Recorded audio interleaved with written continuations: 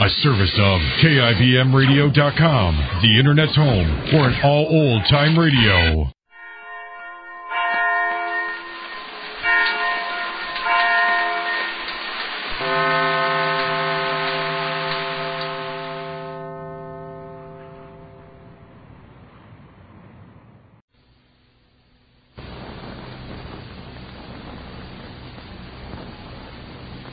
And now, the Goldbergs. The little town in which the Goldbergs are staying in South Carolina is still the same. The sun is as bright, the air is even a little warmer, the green of the trees is deep or deeper, but in the minds and hearts of the Goldbergs, a great change has occurred. While Sylvia still thinks that she has concealed her malice and ambitions and obscured the truth forever, Molly knows and Jake knows the whole truth about Sylvia and the real reasons for Sammy's unhappiness. Listen. Mama Goldbergs called me. Mama Goldbergs. Daddy darling, she called me. Daddy darling and Mama Goldbergs. Now that we know everything about Sylvia, the sooner we leave here, the better. Come here, Rosalie. What, Mama? Come here, Mommy. Massage my temples, please. Molly, watch yourself. I don't want anything to happen now. Put the phone out to it back. I'm all right, Jake. My temples, Rosalie, darling. Just gently. Very gently. Molly. Yeah? Do you want a capsule, maybe? No, dear. No, dearie. Just gently, Rosalie. Jake, why did you let Sammy go alone to Allison's? Why? That's the way he wished it. Are you sure he went to tell him that we're leaving? I'm sure. You don't think Sammy would stay now? I can't be sure of anything while I'm on this soil. I want to see myself in a different latitude and longitude already. Then I'll be sure. All right, Rosalie, darling. So leave my temples now. In the back, here, darling. The back of my neck. Here? There. Here? Yeah. Lie down a little, Molly. I'm all right. But listen gently, here by the window. I only want to see Sammy back, that's all. Such a thing to happen to Sammy. Such a thing. All right. Not everyone falls in love with the right person. The world would be too wonderful if that was so. But this... All right, Ma, please. You were smart, Molly. I was the fool. Why a fool, Jake? If she's fooling her own father. Her own father that should know and don't know. A King Lear she made out of him. A King Lear. After everything she did to her brother-in-law, to her sister, still, when it came to tell me what I wanted to know, they wouldn't. They wouldn't and they didn't. Jake, there's something in Sylvia, something I don't know. I've never met anything like that before. Not in anybody. She's not bad like good people are bad because they make mistakes, because they're blind, because they're ignorant. She's bad, Jake. She's bad because she thinks that way and she is that way. And she draws people to her by her badness, Jake. That's why, Jake, you shouldn't have let Chandler out of your sight. You shouldn't let him go alone. Molly, please, don't worry. I spoke to Sammy. All right. Rosalie, my temple, Mama, darling, please. Yeah, I'm nerving yourself. Jake, I'm afraid this isn't the end. It should only be the end. It is, Ma. Even if it is, it wouldn't be, Jake. What do you mean, Molly? I mean, Jake, that such an experience don't come and go and leave no mark. Sammy's only a boy, Jake. Oh, he'll forget. You mean he'll try? To fall in love, Jake, to think the most of a person and then all of a sudden to think the least? Jake, darling, we mustn't let Sammy out of our sight now. We must watch him. He wanted to write, Molly, so let him write. To write, you have to have the heart, Jake. Oh, he still has his heart, Molly. Sammy's no weakling. Love can make weaklings of the strongest, Jake, and make fools of the wisest. And Sammy's not the strongest, and Sammy's not the wisest. Sammy's only a boy, Jake. Only a boy, Jake, that's all. Molly stares ahead. She sees neither Jake nor Rosie nor the walls of the room in which she is sitting. In her mind's eye, she sees Sammy walking through the streets of the town on his way to speak to Mr. Allison. And the questions in her mind are in his also, for Sammy is, as she says, neither the wisest nor the strongest. He's just a young man who fell in love. And meanwhile, Sylvia is in her father's office talking to him. She still feels, at least she still makes herself feel, that all is going to be as she planned. All right, Sylvia, go ahead with your plans. I don't want a big wedding, Daddy. Do anything you want. I've been through too much already. Have a small wedding. Have a big wedding. Do anything you want, but get married. Oh, do you want to get rid of me? I want a little peace of mind. I may have to go back to Lassenbury with Sammy. A wife goes where her husband wants her to go. I wouldn't leave you, Daddy, darling. I couldn't. If you're marrying Sammy, think of him first. Not of me, not of yourself. Well, I'm not going to lose you because I'm marrying Sammy. A father can't be lost. What happened with Leah? Did you tell her what I said? That I wanted everything peaceful and quiet? That I was willing to forget? That I was willing to do anything to put an end at last to this cancer that is eating out the heart of my family? I spoke to Ed. And? They won't say anything. You're sure that Sammy didn't tell his folks? Oh, yes. You're sure he came back for the reasons you said? That he's willing to forget the quarrels? Yes.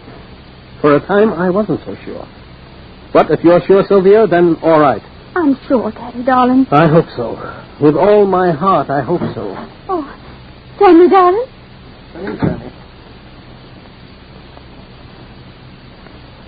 Sylvia, I want to speak to your father, please. Well, go ahead. I want to speak to him alone. Since when have we secrets from each other? Sylvia. Sammy, did you tell your mother that we quarreled? You came back. You came back to me, Sammy. Sylvia. Sammy. Sylvia.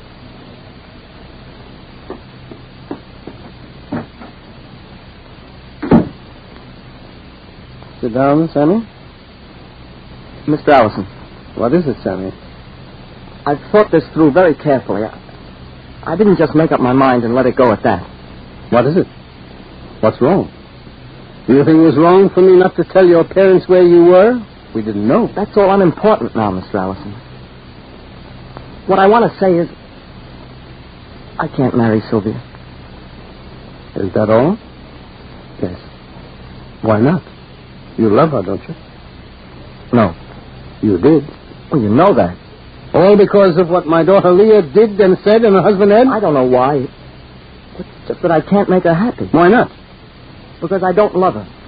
Did you tell your mother and father? I told my father. What did he say? He agreed with me. Didn't he ask you why you weren't going to marry Sylvia? I said I didn't love her. That's all I think is important, Mr. Allison. I followed Sylvia here against my mother's advice. I loved Sylvia and I wanted to marry her. I had no other reason. I didn't want to work in your department store or own it. I have anything you had to offer except your respect and friendship. You have both. Well, that's why I'm sorry I have to tell you that it was all a mistake. I can't marry Sylvia under any circumstance. And you won't tell me why? I told you why. I know you, Sammy. You're still the young man I thought you were. And for you, life isn't just falling in and out of love. You must have reasons. And if you won't say what they are, you must have reasons for that, too. I'm not a fool either, Sammy. I may have been blind and I may have been stubborn, but I learned fast, and I'm learning now. You didn't leave because of a handful of lies that Leah told you, and you didn't come back just because you stopped believing them. Or else you wouldn't be here now saying what you're saying to me. All right? If you won't tell me, tell Sylvia. Tell Sylvia what you just said to me in my presence. I intend to. Very well. Hello? William? Is Sylvia still down in the store? She is? Send her up. There is neither pleasure nor revenge in Sammy's silence, or in the fact that he knows Sylvia is about to be revealed to her own father for what she is. Poor Sammy is sick at heart, and yet he has no choice. What will Sylvia say when she knows that in spite of anything that she can do, Sammy is not going to marry her? Countdown for blast off. X-5, 4, 3, 2, X-1, fire.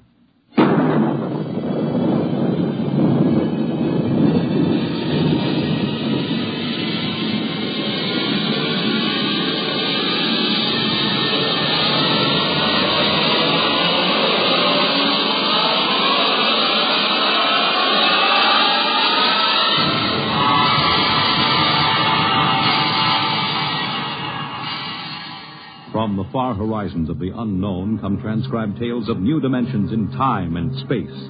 These are stories of the future, Adventures in which you'll live in 1,000,000 could-be years on 1,000 maybe worlds. The National Broadcasting Company, in cooperation with Street and Smith, publishers of astounding science fiction, presents X minus 1.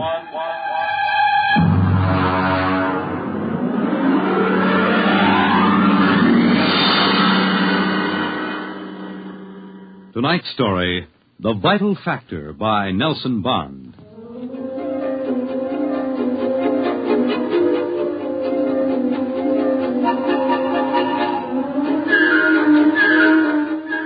I doubt that anywhere on Earth there's a man or woman or a child who doesn't know the name Wayne Crowder. I doubt whether there's a human being who hasn't at one time or another used one of the Crowder products. The can opener or the razor blade or the patented tooth powder dispenser or the Crowder improved slideless fastener. In the magazines which write about men of business, Crowder was described as a man of ice and stone and ink and steel. No warmth to his blood. And a heart to pump, not feel human emotion. And he built a battery of buttons into his desk so that when he wanted something, all he ever had to do was press a button. And like genies springing out of the bottle, the proper personnel would come running. Yes, Mr. Crowder? Get me my engineers. Yes, sir. Right away, Mr. Crowder.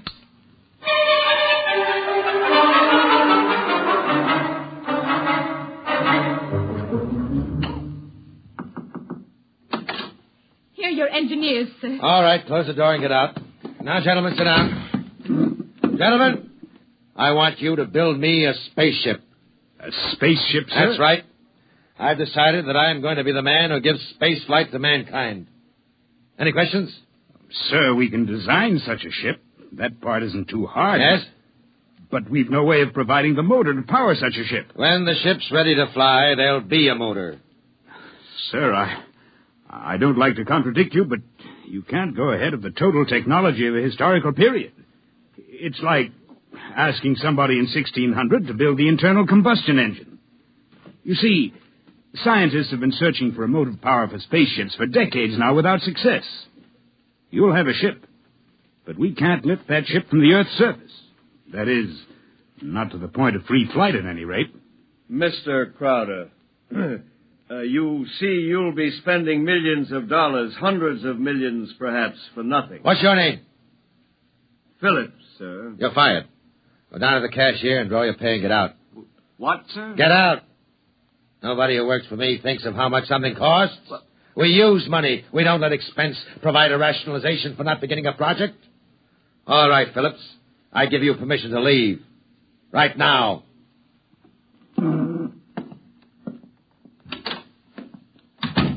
Any other comments? The ship will be built, of course, Mr. Crowder. The fact still remains, we can't power it. You design the ship, I'll find the motor for you. Where, sir? I don't know. But somewhere in the world there's a man who does know the secret. I want that motor, and I'll root out the man who has the theory which will let us build it. How quickly do you want this done, sir? Yesterday. Yes, sir. Is there anything you need? We'll need a construction yard, sir, and certain machinery and a great many materials, of course. Labor force. Get them. Send me the bills. I don't want to be bothered with minor details. Yes, sir. And, one more thing, sir. Phillips. Yes? We need him, sir. He's a top man on electronics. He's a vital cog in our team. I don't want Phillips working for me. That's clear, I hope. Who else in the country knows what he does? No one in this country, sir. There's a man in India, though. Get him. We've tried before, Mr. Crowder. He's working on an important project in his country. I'm not concerned with details. Get that man, pay him what he wants, but get him. Sir, you don't understand. If this man quits his job, that whole project will collapse. It means the welfare of many people, millions of people in his country. He has a high sense of patriotism. Buy that sense of patriotism. That's all. I don't want to see any of you again until you have a report of work in progress. Yes, sir.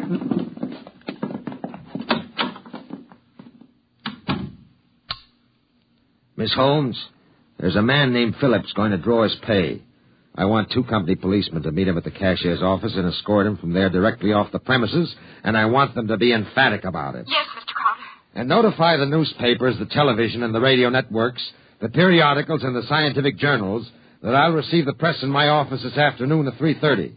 I have an important announcement to make. Anyone not here at 3:30 will be barred, and the publication or company he represents will not be given any further information.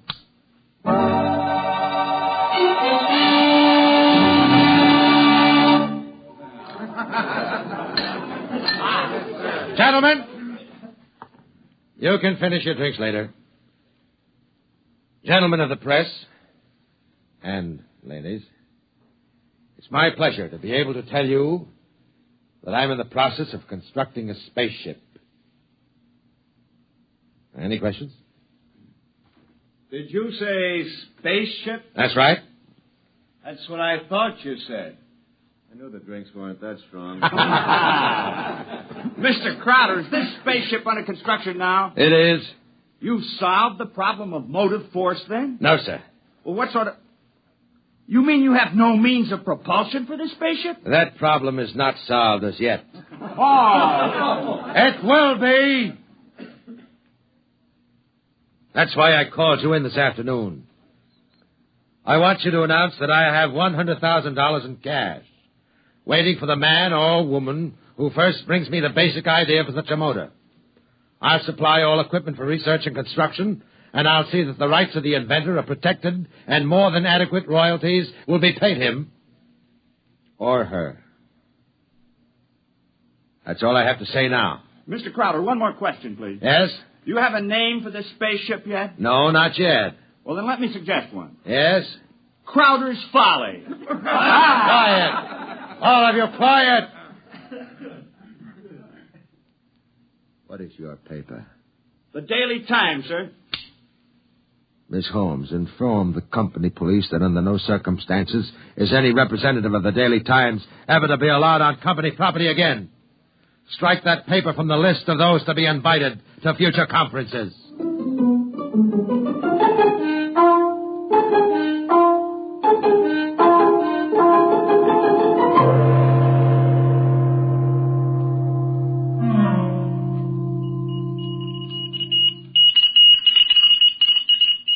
It was Crowder's Folly, but the word of what he wanted circulated to the far corners of the globe. It was known in the white ice block huts of the Eskimos and in the grass-thatched villages of Central Africa, as well as places less remote. And the Crowder office became the Mecca and the heaven for the lunatic fringe of humanity.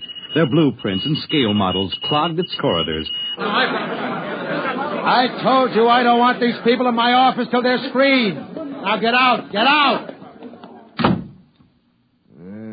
Every time I open that door, they surge in like a tidal wave. I have a progress report for you, sir. The ship is finished as far as we can go, Mr. Crowder. Certain additional construction can't be done now because it depends on the shape and mass of the engine, on the type of fuel, on the weight of that fuel. I see, all right. Lay off everybody we don't need. I've ordered that.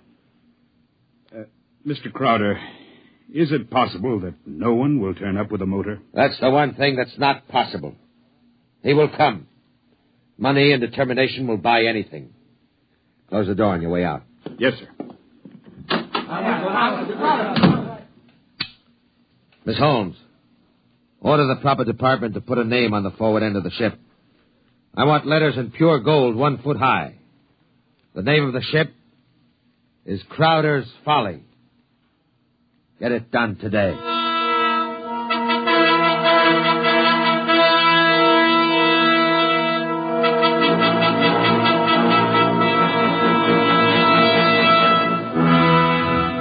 The sun came up in the morning, and the sun set at night, glinting rose on the silver sheen of the hollow ship's skin as it lay in the yard. The golden letters on the prow spelled out the fury of Crowder for the world to see. A staff of 50 were employed as time went on in taking rust preventative measures to ensure the ship's well-being. The staff of 50 worked in 3 shifts around the clock, armed with oil cans and grease cans and other containers and sprayers of preservatives. In a year, the first experiment seemed ready to bear fruit, and a test was held. The atomic fission motor.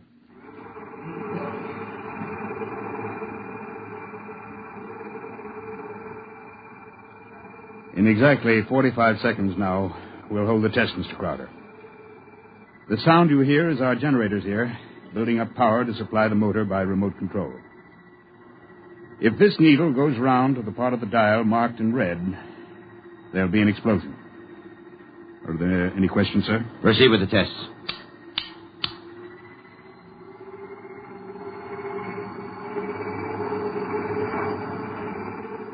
Watch the needle, sir. 8,000, 8,500, 9,000, 10, 11, 12, 15. That's an overload now, sir. 18, 20. I don't know how much more it can... What happened? The generator blew out.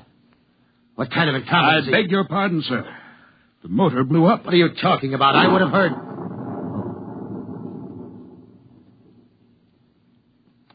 You see, sir, it takes a while for the vibrations of an explosion to travel 3 miles and then reach through 15 feet of concrete. I see. Well, there are other experiments in progress. Let me know when they're ready for testing. Yes, sir. Mr. Crowder, the inventor of that motor had to be right with it, of course, during the tests. He had a family. The fool knew what he was doing. He understood the danger. He was paid enough to be able to afford insurance. The cost of insurance on such a project was prohibitive, sir. Well, if his wife was thrifty, she saved out of what he earned this last year. His salary was relatively small, sir. Most of the money went for the research. He should have demanded an adequate salary. I haven't spent it on money. The fool failed. I have no further responsibility. Yes, sir. You want us to continue screening applicants? Of course. All right. Make a settlement on the widow. And don't turn anyone away if he seems to have the remotest possibility of success. I'm telling you, my man will come. Money and determination will buy anything. And strangely enough, Crowder was right. Because one day there came to his office a stranger, a small man. He looked even smaller in that tremendous room. He was an unusual visitor in that he carried no briefcase fat with blueprints or formulae. He was unusual in that he neither blustered, cowered, nor deferred to his host. He was a pleasant little stranger, bird-like of eye and movement, bright and smiling. Mr. Crowder, my name is Wilkins. I can power that ship you want. So? Of course, what I have in mind won't be anything like that meaningless, huge bullet your engineers built for you. Rockets are a foolish waste of time, sir. My motor requires a different sort of vessel. Where are your plans? Right here in my head. It so happens that I'm presently supporting half a dozen people who make the same claims. None of them have been successful. What makes you think your idea will work? Simple enough, sir. A common magnet. Huh? Electromagnetism. Utilization of the force of gravity, or its opposite in this case, counter-gravity. Oh, no. Oh, thank you very much. Now, if you'll forgive me now... Just one moment, Mr. Crowder. There's one thing more. This. Now, I've seen pieces of metal before, thank you. How high from your desk would you say that I'm holding it? I'm very sorry, Mr. Wilkins. Now, do you want to leave or do you want to be escorted out? This will only take a second, sir. How high from your desk would you say that I'm holding this piece of metal? 1.5 feet, I'd say. And if I let go, then in less than a second, a fraction of a second, it should fall to your desk. Now, look, I don't want the surface of that desk marred. But will it be? You see, I have let go of the metal, is that right? Good Lord. Many seconds ago, it should have crashed to the desk, am I right? Well, this is incredible. Well, if you want to speak to me anymore, I'll be right outside. But it hasn't fallen. That's right, sir. It hasn't fallen. It floats in the air. That's right, sir. It floats in the air. How do you do it? Why don't you call your engineers and ask them? I'll wait outside. Miss Holmes, get me my engineers. Immediately.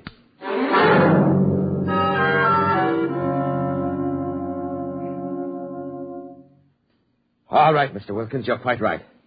The piece of metal is apparently counter-gravity, and my engineers can give me no explanation. Thank you, sir. Now, what do you want? For my services? Yes. You've already set the price. To build a pilot model based on this sample, no great expenditure, 100th of the cost of your behemoth sitting out there in your building yard. 3 other things: a workshop, expert mechanical assistance, and an answer to one question. What is your question? Why do you want so much to build this ship? Frankly, because I love power. Because I'm ambitious.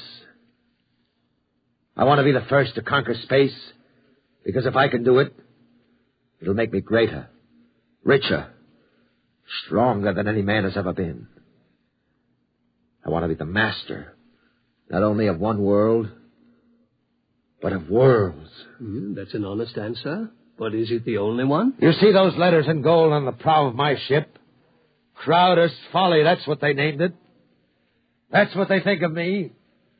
I want to cram those words down their petty little throats and let them eat mud. That's another answer. And that's all? That is as far as your thinking goes? What other answer is there to your question? There's my own answer. I want to leave this planet and go elsewhere, to Mars, perhaps, because there are strange wonders yet to be found. Because there will be scarlet sunsets over barren wastes, and in the star-strewn night the thin, cold air of a dying world stirring in restless sighs across the valleys of the dry canals. Well, you may laugh out loud if you wish, Mr. Crowder. I would prefer that to the peculiar repressed smile you're now exhibiting. You're a very lucky man, Mr. Wilkins, in that you have scientific talent, because your talents as a poet are inferior and very sentimental. All right, you're a sentimentalist, and I'm a man of action. No matter. We can work together, you and I. Your workshop will be ready by morning. I don't need to hear from you again till you have something to show me. If you need to see me, call me day or night. I'll be available. But don't bother me with details, because I probably won't understand what you're talking about anyhow. If you need money or materials or personnel, just tell my engineers.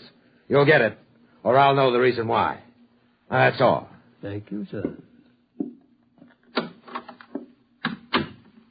Miss Holmes, get me my engineers.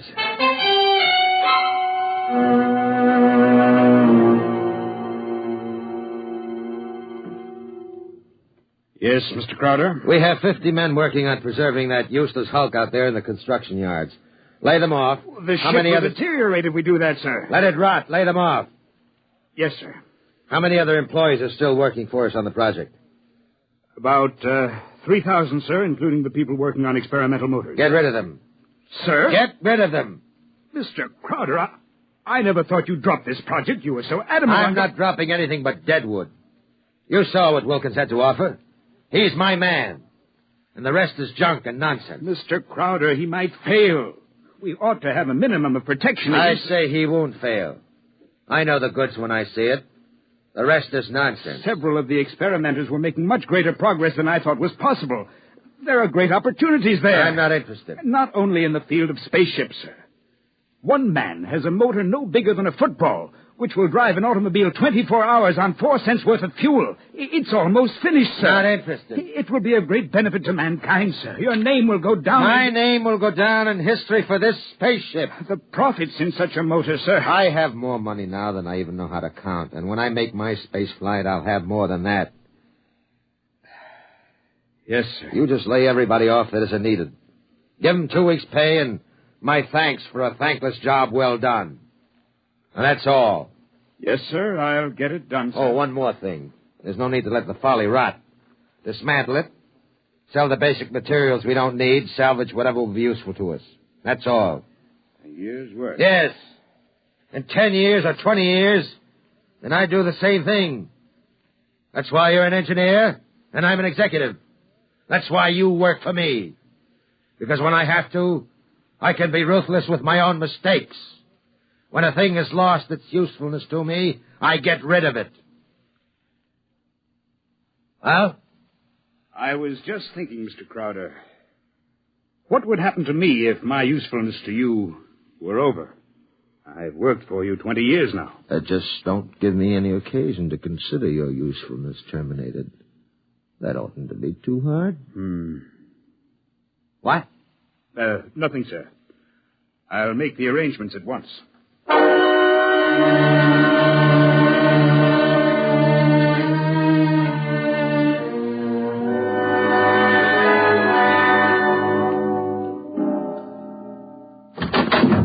you? What do you want? I tried to stop him, sir. Well, speak up, man. My name is Jarvis Ustuli. I'm an electronics expert. Oh, yes, I remember. You're the Indian. Come in, come in. Do you want me, sir? I can never... Never mind, Miss Holmes. Just stay outside. Close the door behind you. Sit down, Miss Ustuli. Thank you, no. I want to give you a gift before I leave. Oh? You leaving? I thought we still needed you. I resigned. Sorry to hear that. I'm told you're a good man. I want you to understand what's behind this gift. Huh? I was working on a power project in my country which would have meant a tremendous rise in the standard of living for millions of my people. I was unable to resist the money you offered. Well, had you resisted, even more money would have been forthcoming. I placed no limit on your worth to me. I understand. But you see, I did not come without a sense of guilt, because there was no one in my country who could take my place. I would assume that. And now I discover that what I did was for nothing. The spaceship on which I worked is being dismantled. That's right. So I have been corrupted by you at a whim. I think you have too much power, sir. I think you use your power for evil, selfish purposes. Selfish, yes. Evil, no. Only sentimentality is evil. I think otherwise. And so, in order that you shall not corrupt anyone else, I have this gift for you. Here you are, sir. And just one more shot for good measure to make sure you're really dead. Good.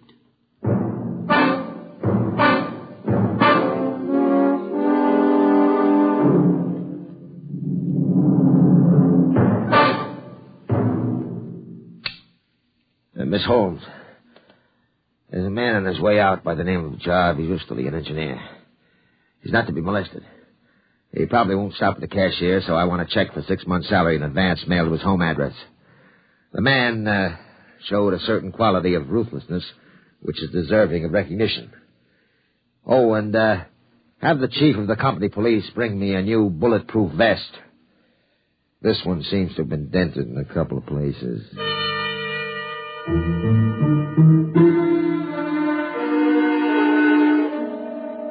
The new spaceship, according to Wilkins' plans, as executed by Crowder's engineers, was finished within 4 months. It was small. It was shaped like a disc. It gleamed brightly even in the smoky haze of an October sunset. Inside, Crowder and Mr. Wilkins, in a small cubicle at the heart of the machine, sat surrounded by many instruments of a complicated nature. Outside, huge crowds gathered to witness the test. They stirred and murmured, waiting restlessly, as inside the control room of the craft, Wilkins installed the final secret part he had not revealed to those who built his driving apparatus.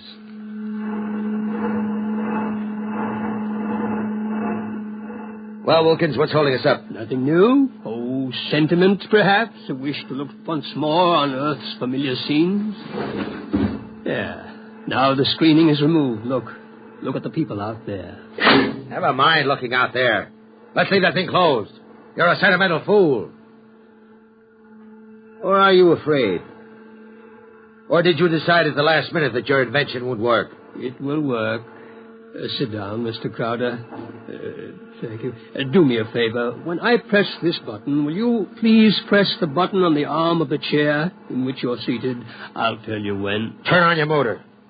I want to hear its roar and feel its tug as we cut loose from Earth's gravity and fly outward into space. That might be a moment in which I'd share your sentimentality. Press your button now, sir. Thank you. Yeah. Wilkins, I'm beginning to distrust you. If this is all a hoax, when are we going to take off? You said at 5 sharp, and it's 2 minutes after 5 now. Well, do we move or don't we? Mr. Crowder, we're already moving. The button you pushed was to nullify the effects of acceleration. If you don't mind, sir, I'd like to open the screen again. Now, care to look? See for yourself. Wilkins, we're in space. Look down at the Earth. How far we've come. Why, it's no bigger than a toy balloon. No, a dime. No, a firefly.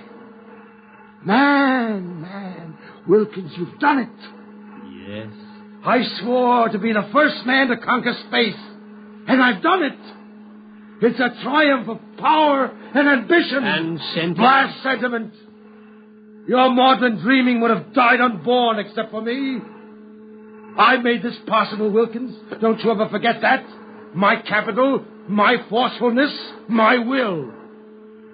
Look out there. Space. Stars that never were seen from Earth. This is only the beginning. We'll build a larger model, one great enough to hold 100 men, 1,000, and cargo besides. Whoever wants to leave Earth this moment must come to me. I am the master of the planet.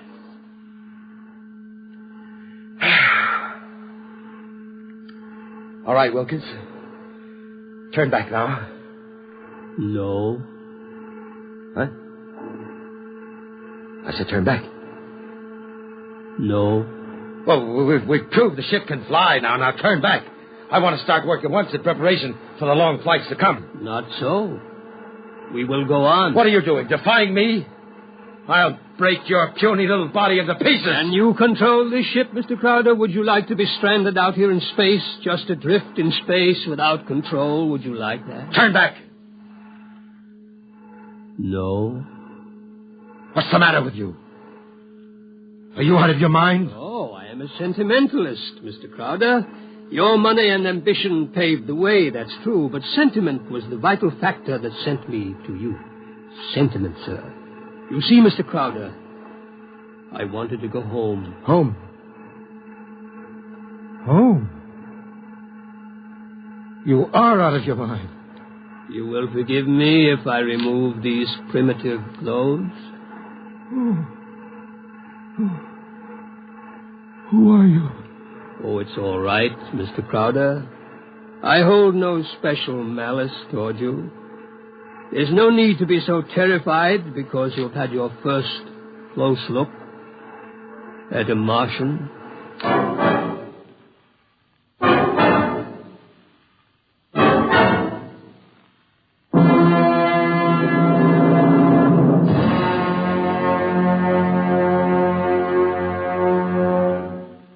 You have just heard X-1 presented by the National Broadcasting Company in cooperation with Street and Smith, publishers of astounding science fiction.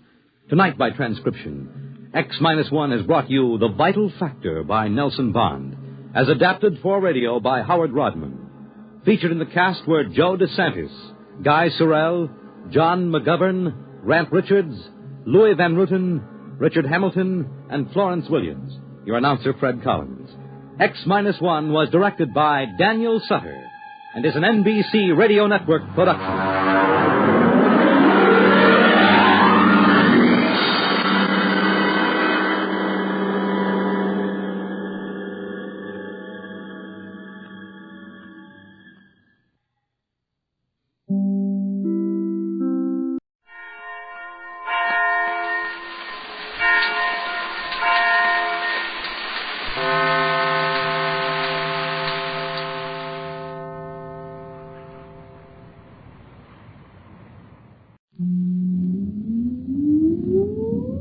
Countdown for blast off.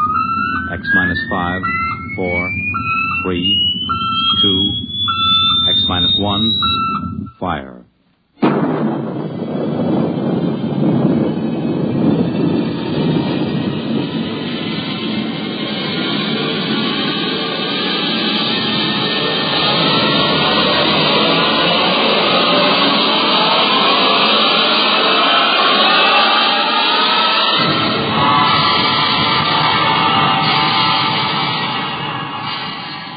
From the far horizons of the unknown come transcribed tales of new dimensions in time and space.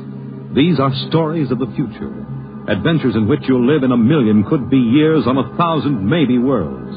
The National Broadcasting Company, in cooperation with Street and Smith, publishers of astounding science fiction, presents X minus 1.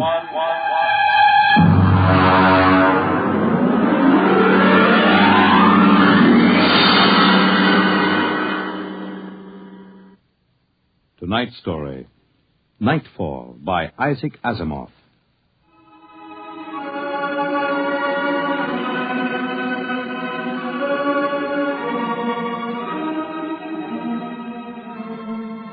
Ralph Waldo Emerson speculated, if the stars should appear one night in 1,000 years, how would man believe and adore and perceive for many generations the remembrance of the city of God?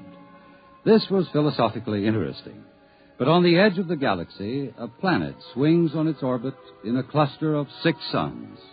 These suns hang in the sky above. Never less than 2 shine down through the entire 23.8 hours of the planet's day. The yellow light has burned down on the planet continuously, into the past, till the mind of man runneth not to the contrary.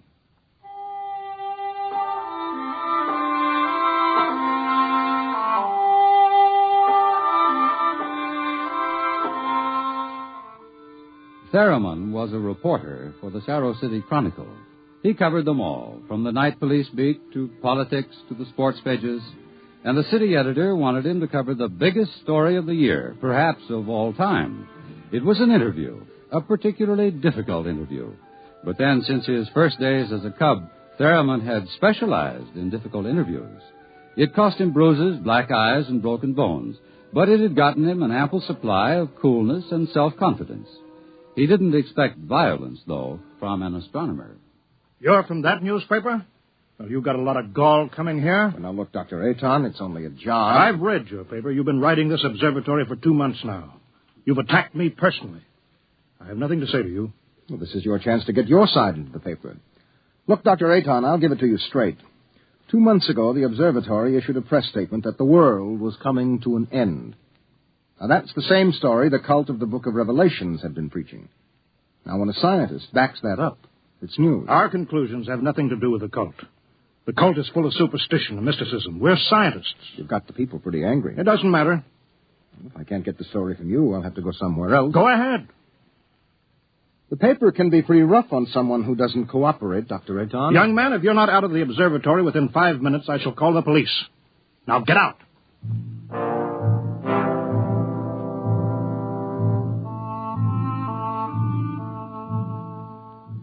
The reporter walks down the long hall from the observatory. The light filters through the high, clear-story windows, the yellow light of Gamma, the brightest of the 6 suns in the planet's sky. Beta is almost at zenith. Its red light floods the landscape to an unusual orange. The planet sun Alpha is at the antipodes, and now as Gamma sinks below the horizon, the red dwarf sun Beta is alone, grimly alone. It's a short drive from the observatory to Saros City, and the red light glares from the highway. The temple of the cult stands hewn from the solid rock of the Dormite Mountains outside the city, and in the inner courtyard stands Sor, the priest of the cult.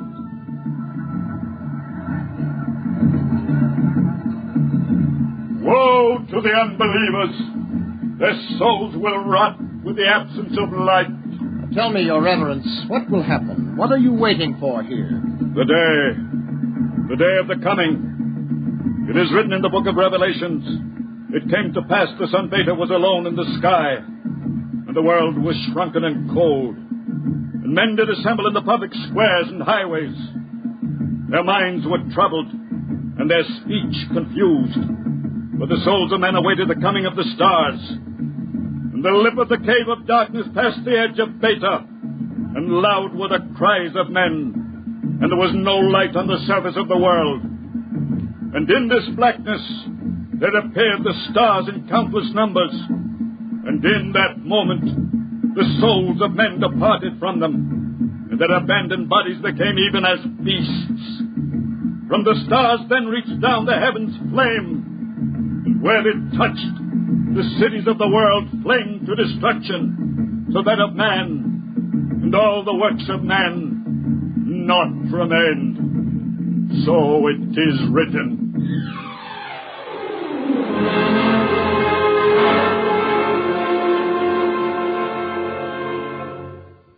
Dr. Sharon, you're the only scientist I could find in the city. Where is everybody? In the hideout. The hideout? Yes, but the place bored me. I wanted to be out here where things are getting hot. I want to see the stars the cultists are talking about. Besides, they don't want me at the hideout. I'm too scrawny to survive.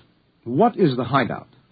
Well, we professors have managed to convince a few people that our prophecy of doom is valid.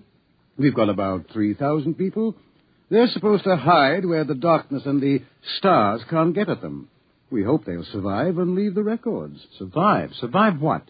Well, how true it is, I can't say, but the cultists say that every 2,050 years, all the suns disappear, and there is a total darkness, and then they say things called stars appear. Of course, men go mad.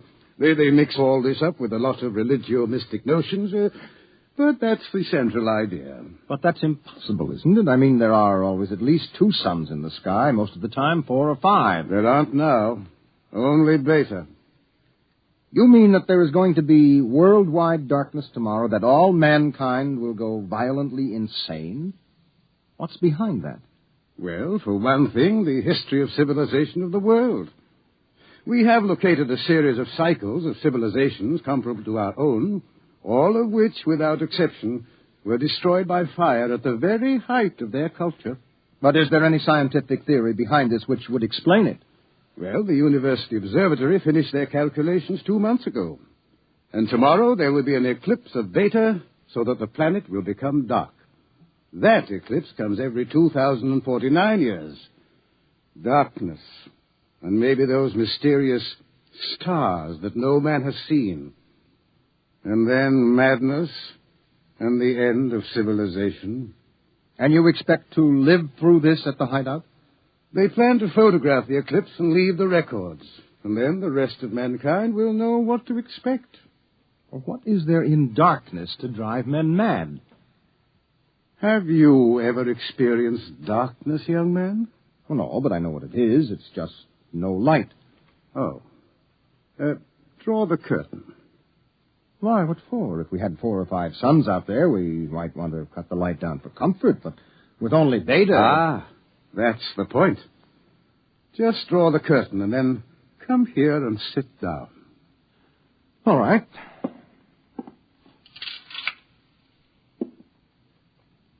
I can't see you. Feel your way. But I can't see you. I can't see anything. Do you like it? Oh, it's awful. The walls seem to be closing in on me. I keep wanting to push them away. All right. Draw the curtain back again. Oh, the light. Do you have a drink? Right here. Now, that was just a dark room. Yes, but it wasn't really so bad. You're afraid? Just darkness could do that? This isn't just a metaphysical theory, young man. It's promulgated from observed data. Well, come with me. Where? The locked wall down the corridor.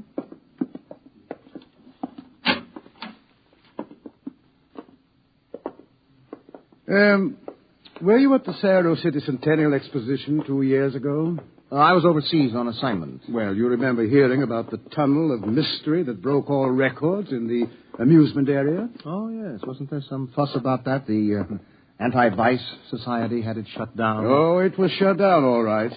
But the Blue Noses had nothing to do with it. That tunnel was nothing but a mile-long passage through darkness. You rode in a little car, and it took 15 minutes to get through. Oh, it was very popular while it lasted. Popular? Well, there's a fascination to be frightened when it's part of a game. Absence of light is one of the instinctive human fears. People came out of that 15 minutes of darkness shaking and half dead with fear. Weren't there some deaths? Oh, bad hearts, but that wasn't the big danger. Now, which key is this?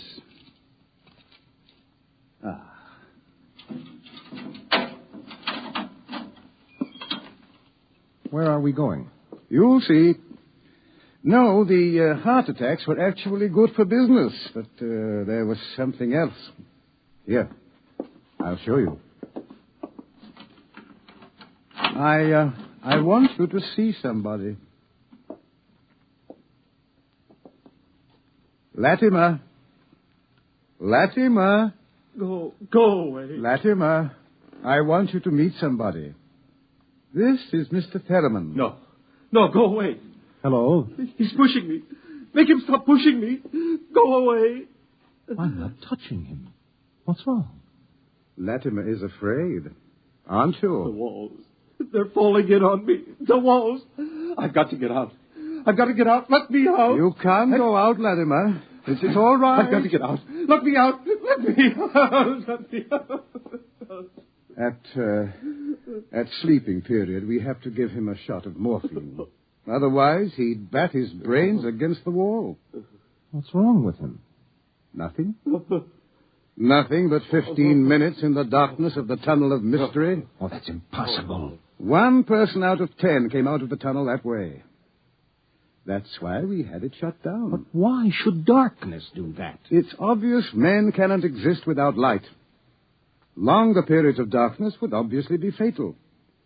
The scientific theory is that the consciousness of light is necessary for mental activity. Please, Doctor, let me outside. Let me out, please. I can't breathe. They're pushing me. They're always pushing me. I can't stand here. Well, there you are, Ferriman. That's what 15 minutes of darkness will do. Man just wasn't built to operate without light. There are always at least 2 suns in the sky, most of the time more. Just 15 minutes of darkness. Now, look out of that window. Imagine darkness everywhere. No light as far as you can see. Black. Everything black. And stars, whatever they are. Can you conceive it? No, your mind wasn't built for that conception. When the real thing comes, you will go mad. Completely and permanently. There is no question of it. Tomorrow, there won't be a city left standing in the world. Why should the cities be destroyed? If you were in darkness, what would you want more than anything else? What would it be that every instinct would call for? Light. And how would you get light? I don't know. You'd burn something. They've got to have light. They've got to burn something. And every city in the world will go up in flames. Well, shall we go back to my office, Mr. Ferriman, and have another drink?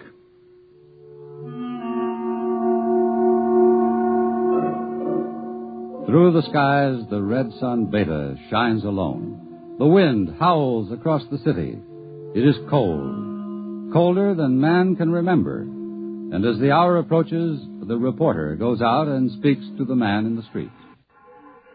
Excuse me, where are you going now? Home for supper. How about, what are you going to do tonight? Oh, you mean about this star stuff? Look, I'll tell you, mister, I got nothing against religion, see? But it don't stand a reason that the end of the world is going to come boom like that. It just don't stand a reason. Have you read what the scientists say? I don't read stuff like that, only the headlines. Well, how about the cult? Well, now, like I say, I've got nothing against religion. But you don't believe them either. They've always been shouting about doom and sin. Listen, when you've been around as long as I have, you get to know the score. It's all right to preach Judgment Day is coming and all that, but just the same, I'm putting money in the bank. How about darkness? About what? How would you feel if there were no light? You crazy. How could there be no light? Well, suppose all the suns went down at once. Suppose everything was black. That's crazy. What's the use of supposing something like that? It couldn't happen. It's crazy. That's all. Thank you. Sure. Oh, look, mister, remember, pallet with 2 L's?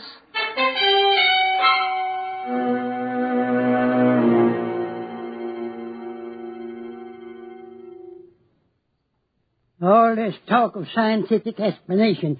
It's sinful, that's what it is. Are you a member of the cult, sir? Sure I am. Been a member since I was a boy. And Daddy was a member, too. I've seen the books. It's all written down in the books. Don't you believe the scientist's explanation? Don't need it. I'm going to save my immortal soul. I'm going to stay on the mountaintop in a white robe while the stars carry me away to glory. Blessed be the stars. Amen. What are the stars? The glory. They're the breath of the heavens. The spirit of the ultimate. That's what they are. The observatory has announced that it intends to take pictures of the stars. Blasphemy. I sold my house. I gave all my money to the poor. Won't need it anymore. I'm going to heaven with the stars. Glory, glory, going with the stars.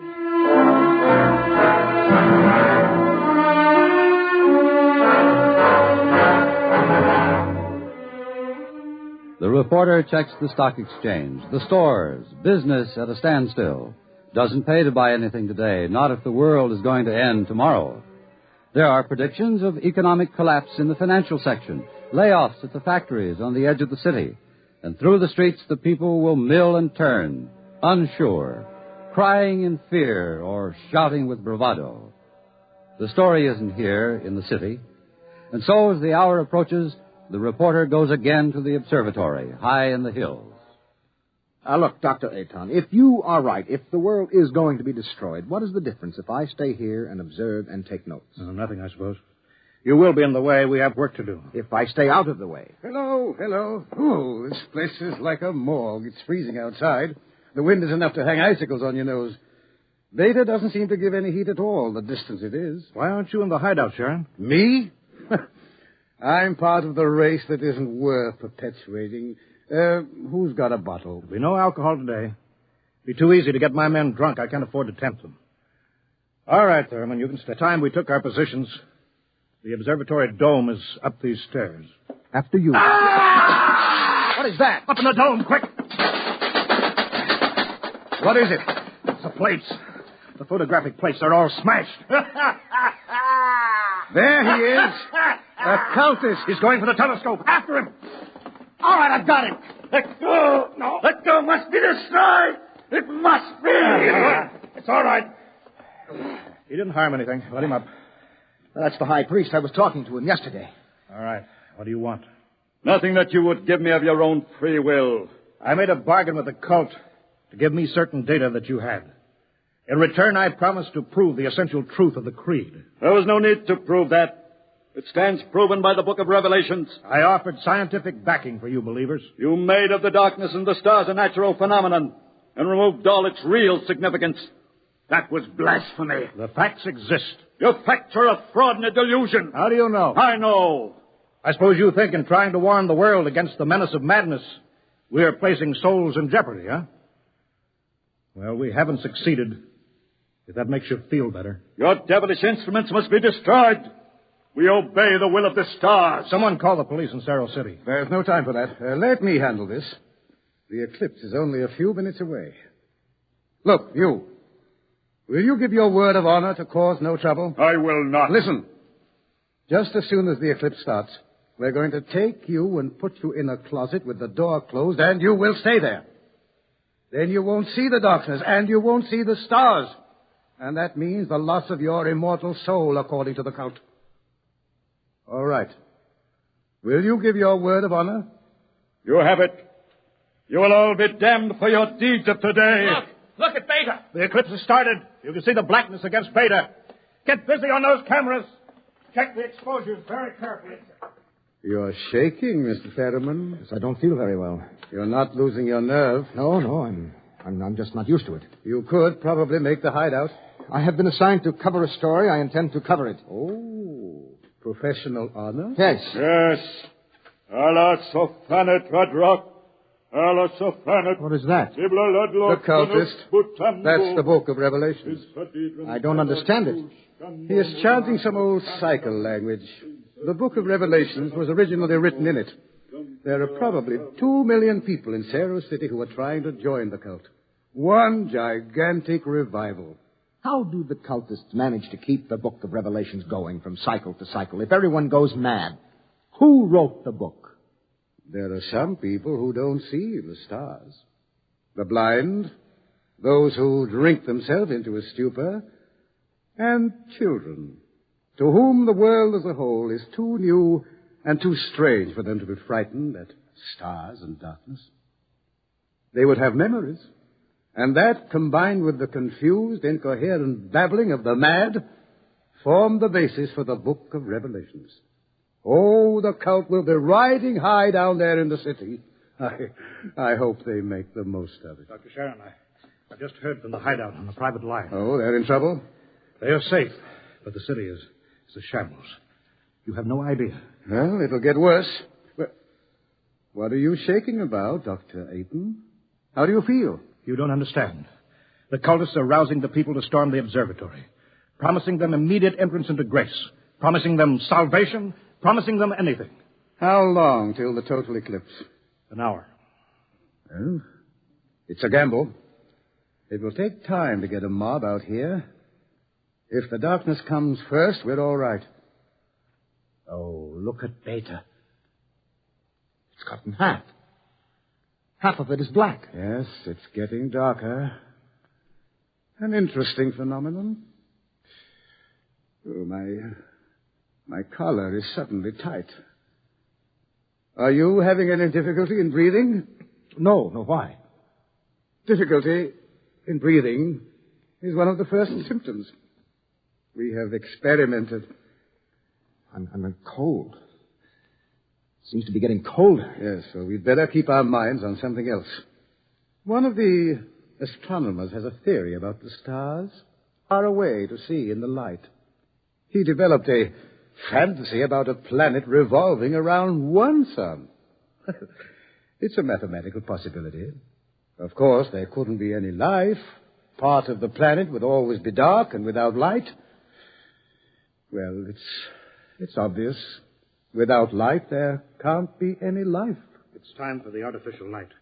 We can't read the instruments. Artificial light? One of the researchers at the university worked it out. Why, it's beautiful. Yellow light. After 4 hours of red. It's beautiful. Light. Light.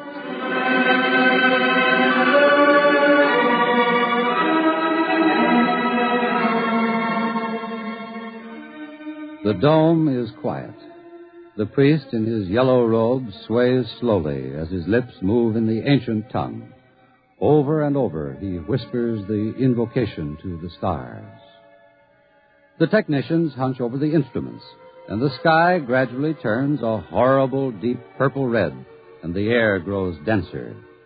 Dusk, like a palpable entity, enters the room, and the dancing circle of yellow light about the torches etches itself into ever sharper distinction against the ever-gathering grayness beyond. Outside, Beta is a mere smoldering splendor, taking a last look at the world. The western horizon, in the direction of the city, is lost in darkness, and along the highway to the observatory surges a menacing, shadowy mass. Mob from the city, they're coming. How long till total eclipse? 15 minutes. They'll be here in 5. We'll hold them off. Come on, Fetterman, downstairs. But there's no light down there. We have to block the door. Come on. I can't breathe. I can't go down there. Take a torch. We'll take light with us. Come on.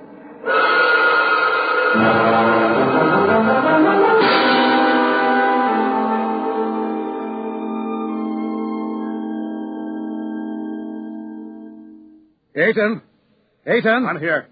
Did you bar the door? They won't get in. All right now, everybody. 1 minute till totality. 1 minute. Just before totality, I'm changing the plate. That will leave one of you for each camera. You know all about times of exposure. Now remember, don't try to look for good shots. And if you feel yourself going, get away from the camera. It's dark. It's getting dark. Sharon, where are you? I can't see you, Sharon. I'm right here. 30 seconds. Look out. The priest. I can't see him. And the wicked shall perish in the souls of the true believers, shall be transported in glory to the stars. You can see him against the torch. Don't let him get to the telescope. And the stars that reach down a heavenly flame, and where it touched the cities of the world, flame to utter destruction. Grab him! You shall not blaspheme! The world must be destroyed by the stars! It must be! Let me go! I'll take care of him.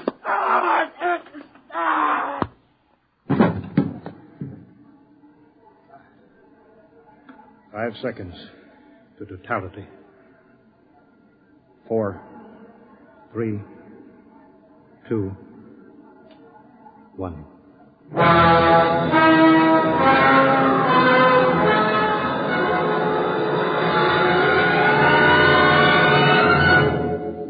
The sky is black, and through it shine the stars. 30,000 minute suns shine down in a soul-searing splendor.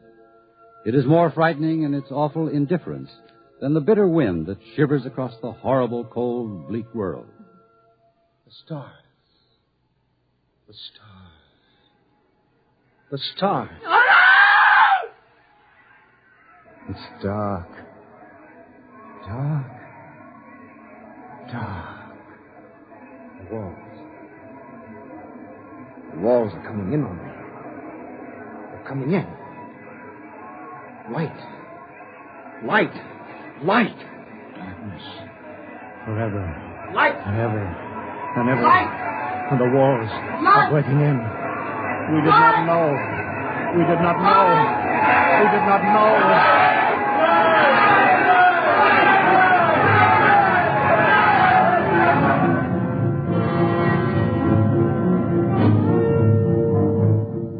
On the horizon, in the direction of the city, a crimson glow begins growing. 1,000 fires strengthen in brightness that is not the glow of the sun. 1,000,000 fires, as a world mad in the darkness screams in terror for the light. The night has come again.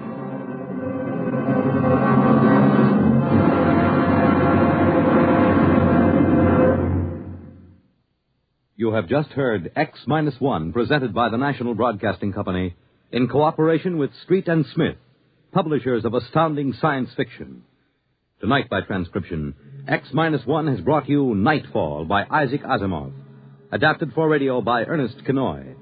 Featured in the cast were Wendell Holmes, John Larkin, Santos Ortega, Mercer McLeod, Alan Collins, Bob Hastings, and Roy Fent. Your narrator was Floyd Mack. Fred Collins speaking. X-1 was directed by Daniel Sutter and is an NBC Radio Network production.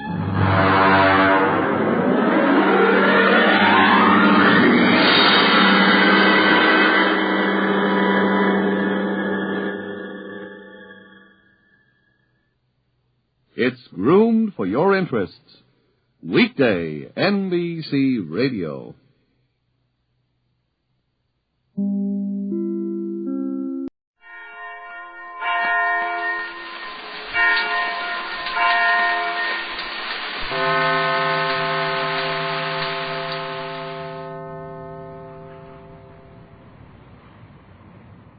There's an old saying that there's strength in numbers, and this is possibly as true on the Magic Island or in Euclidia as it is anywhere else.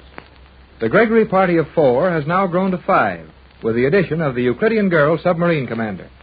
The girl whom we have known only as the commander has been sent to live with our party as a punishment for aiding them to escape from the Magic Island. She's a very lovely and clever young person and will be known from this time on as Elaine Raleigh. In the living quarters set aside for Mrs. Gregory and her loyal friends, Joan and her mother are fitting one of Mrs. Gregory's dresses on Elaine, while Jerry and the captain are out trying to get a little more information on their position. I know I'm right, Captain Bradford. Well, I hope you are, Jerry, but this doesn't look much like it. Well, just the same, I think we should keep walking along this narrow little hallway. At least it was built here for some purpose, and the more we learn of this place, the more chance we have of escaping from it. I know one thing for sure. What's that? Nobody can hear us talking in this tunnel. How are you so sure of that? Well, the commander told me so. Elaine? Yep, that's right. I've called her the commander so long that it's hard to remember to call her anything else. But Elaine is sure a swell name. It is a pretty name, Jerry, and Elaine is a very attractive girl. You bet she is. I think she's mighty nice. Well, I'll agree with you, son, but if you don't mind, I'd like to give you a little advice about her. About Elaine? Mm-hmm. Elaine and all the rest of the ladies. Yeah? Well, what is it? Well, Jerry, just as one man to another, I'd say that it might be just as well if you didn't say too much about how nice you think Elaine is, especially when Joan is around. Oh, sure. I figured that out for myself. Joan gets all steamed up every time I say something nice about the girl. Yes, you may find that such things will happen to you from time to time. Yeah, I know that. Women are all alike. Oh, but I guess they can't help acting like that. And they're pretty nice. Not bad, Jerry. And if you understand them that well, I'll let you alone to work out your own problems with them. Yeah, but Elaine is mighty smart about things in this crazy place. And when she says nobody can hear us in this tunnel, I know it's right. Well, at least it's worth taking a chance on. But why do you think she was so insistent that we explore this passageway? Well, you started it all by what you said at dinner last night. What was that? Well, when you said you thought there must be some easier way to get out of this underwater city than taking a submarine out through those locks. Well, I naturally figured that anyone as clever as these Euclideans are would have more than one exit. There would always be an emergency outlet someplace. That's the idea, and Elaine says there is. And she thinks this steel shaft is the answer? That's right. I wonder. Well, we're going back away from the city now and climbing at the same time. I'd say this was very near that elevator shaft we came down from the island to the underwater city. That's what I think. I've got an idea, Tex. Well, it may be crazy, but I wish you'd listen to it. Well, right ahead, Jerry. Ideas aren't so plentiful that we can afford to waste any of them. Well, that universal solvent of yours, that's the only thing we've got that's better than anything the Euclideans have, isn't it? Yes, I expect that's right. And the only way you can use that is to have it where you can turn it loose or pour it out or spill it or let it run down on something? That's right. Our only real hope to use my solvent as a threat when we try to capture this place is to find the highest point in the city, suspend a quantity of the solvent there, and threaten to release it and destroy the city. That is, unless the Euclideans surrender at our terms. Okay, that's swell. And that fits right in with what the commander, Elaine, said. Yes, go on. Well, she figures that this tunnel we're walking in comes out inside that mountain that the crater of the volcano is in. Only this thing goes right up inside one of the little peaks around the crater, and that the opening at the top is only 30 or 40 feet below the water. Well, if that's true, say, we're as good as off this place right now. But we'll have to be sure that nobody else knows what we know. Oh, what could they do about it? Prevent our coming up here, for one thing, and close this off for another. Yeah, they'd do that all right. Hey, Tex. Oh, listen to our steps. Yeah. We're off that noiseless steel and walking on rock. Good, solid rock, too. Begins to look as if your girlfriend is correct. Boy, it sure does. But it looks like there's something here she didn't know about. What? Oh, a steel door, eh? Mm-hmm. And a mighty heavy door from the looks of things. Well, now, if we can get this open, give me a hand here, Jerry. Aye, aye, sir. I'll say, this isn't going to be any too easy. No. Must be some way to get it open, though. I don't like to make too much noise or stay up here too long. We might get caught at it, and that would spoil all our plans. Oh, sure, but, well, we may not get many chances to come up here either. I think we ought to try getting through there right now. Well, your guess is good as mine in Euclidia, Jerry. Come on, we'll try some more. This is... it's sure funny. The door looks like it was stuck to the sides. All the way around. Yes, except on the bottom. Here, put your hands flat against the door, and we'll try pushing down on it. Down? Down. Okay, Skipper. Here we go.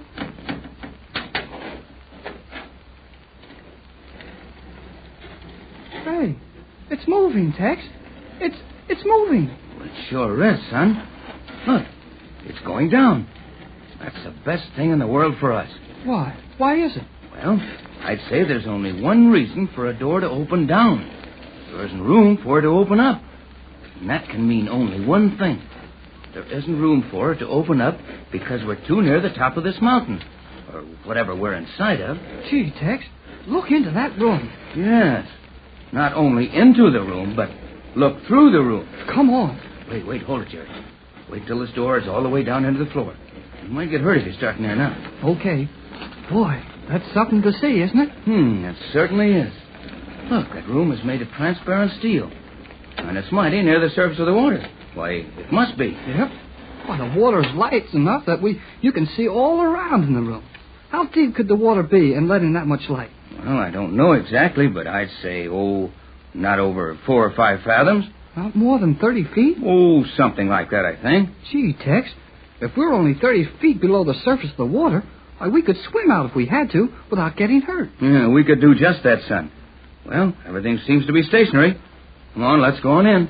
Gee, this place isn't very big. Plenty big enough for an escape chamber, and that's just what it was designed for. Oh, how do you get out of here? I'm trying to figure that out.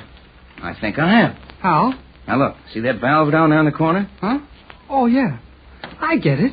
Air pressure. Right, boy. Either air pressure to bring the pressure of this room up to that outside, or to flood this lock with water. Be hard to get out of here and into the water at that. That's a long time to hold your breath. I don't have any idea that you're supposed to hold your breath while you're getting out of here. Well, how else can it be done? Looks more to me as if this whole room was a lock. Yeah, a floating lock.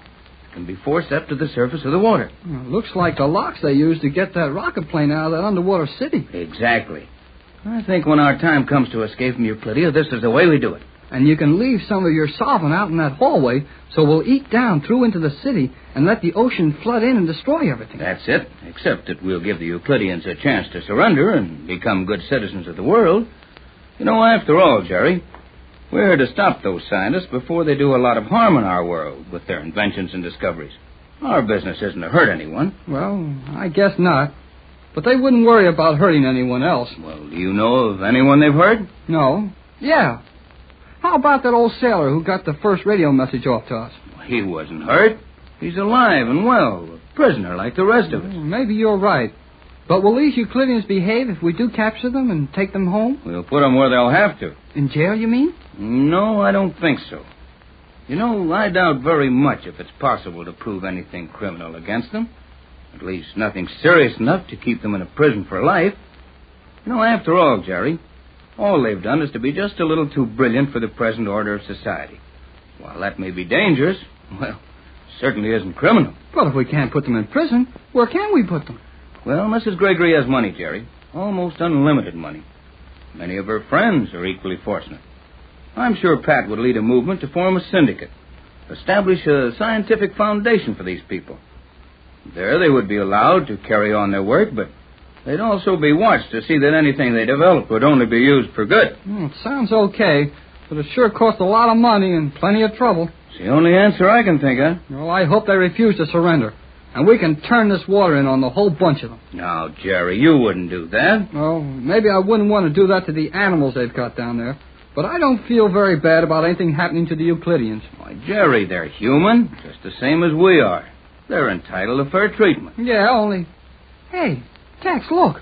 Yeah, I see it, Jerry. A shadow on the water above us. Looks like the shadow of a submarine. No, it's one of those rocket planes shaped like a submarine. How can you tell? Well, see the shadows, those little bumps on the sides where the wings don't quite fold into the ship? Say, you're right. It is one of the Euclidean rocket planes. It's just drifting on the surface of the water. Well, it's going to be right over us in a minute. The shape of that shadow is changing. There's a bulge on one side of it. Looks almost like somebody was getting out of it and into the water. That's just what's happening. Now, look, that fellow's feet are touching the water. Yep, and we're mighty close to the surface. I'll bet it is over 20 feet. Nearer 30, I think, but the water's perfectly clear.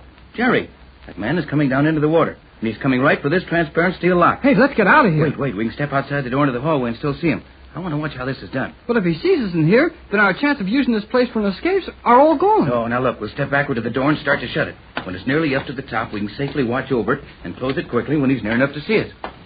Okay, but we'd better get busy. Look, Jerry, the man has on heavy shoes like a diver, but no diving suit. Well, he's got a little thing like a helmet on, though. Right, just something to allow him to breathe for the few seconds it takes him to get into this lock. He's right beside the lock now, but he's turned sideways, so I guess he can't see us. Now look, he's reaching down to turn something. It's a valve. Just what I thought. This is a lock, and he'll fill it with water before coming into it. But how can he get the water out of it when he wants to come through this door? Probably pump it out with that valve we saw in here. Hey, he's letting in the water. We'll allow him to turn around in a minute. Here, give me a hand here, Jerry, and we'll shut this door quick. Aye, sir. Now, come on, Stan, let's get away from here quick. I'll say, oh, boy, what we know about this place now. Sure looks encouraging, Jerry, but we'll have to be mighty careful about discussing with the others. But we'll have to tell Joan, their mother, and the girl commander, Elaine. Well, we'll tell them all right, but let's be careful. We're as good as out of Euclidia right now. That's what you think. What's up, kid? Oh, look behind you. Through the transparent wall of that steel lock we just came out of. Huh? That's a funny one. Yes, that fellow took off his helmet and stored away in that little cabinet, but he isn't coming out this door. Well, he's sure not going to try going back up through that water without a helmet. Get out of here quick, Jerry. He's coming this way. Playing these transparent steel walls, you can't tell when you're through something. He's coming now, and there's no doubt of it. And I'm not sure we can find our way out of here. Well, there aren't any turns in this corridor. You mean there weren't any turns in it when we came up here? No telling what's happened to it since then. Come on, step on it, Jerry. That door's opening behind us. And if we can't get around the turn in this tunnel before that fellow sees us, we'll never get a chance to see this place for an escape. Down in the weird underwater city of Euclidia, many strange things take place, and most of them have been terrifying to the Gregory party. Now, however, a big ray of hope has suddenly appeared. Mrs. Gregory, her daughter Joan, and their newly found friend Elaine, the Euclidean girl submarine commander, are in their quarters.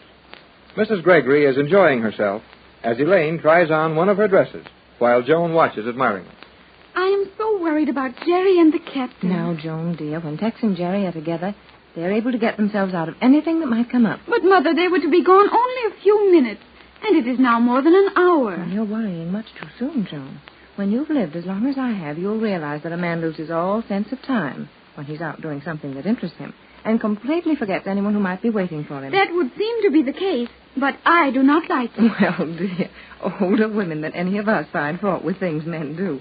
But it's much easier to find fault than to find the cure. Oh, Mother, look. Why, Elaine, you're lovely in that dress, dear. I think it must be the dress that is lovely.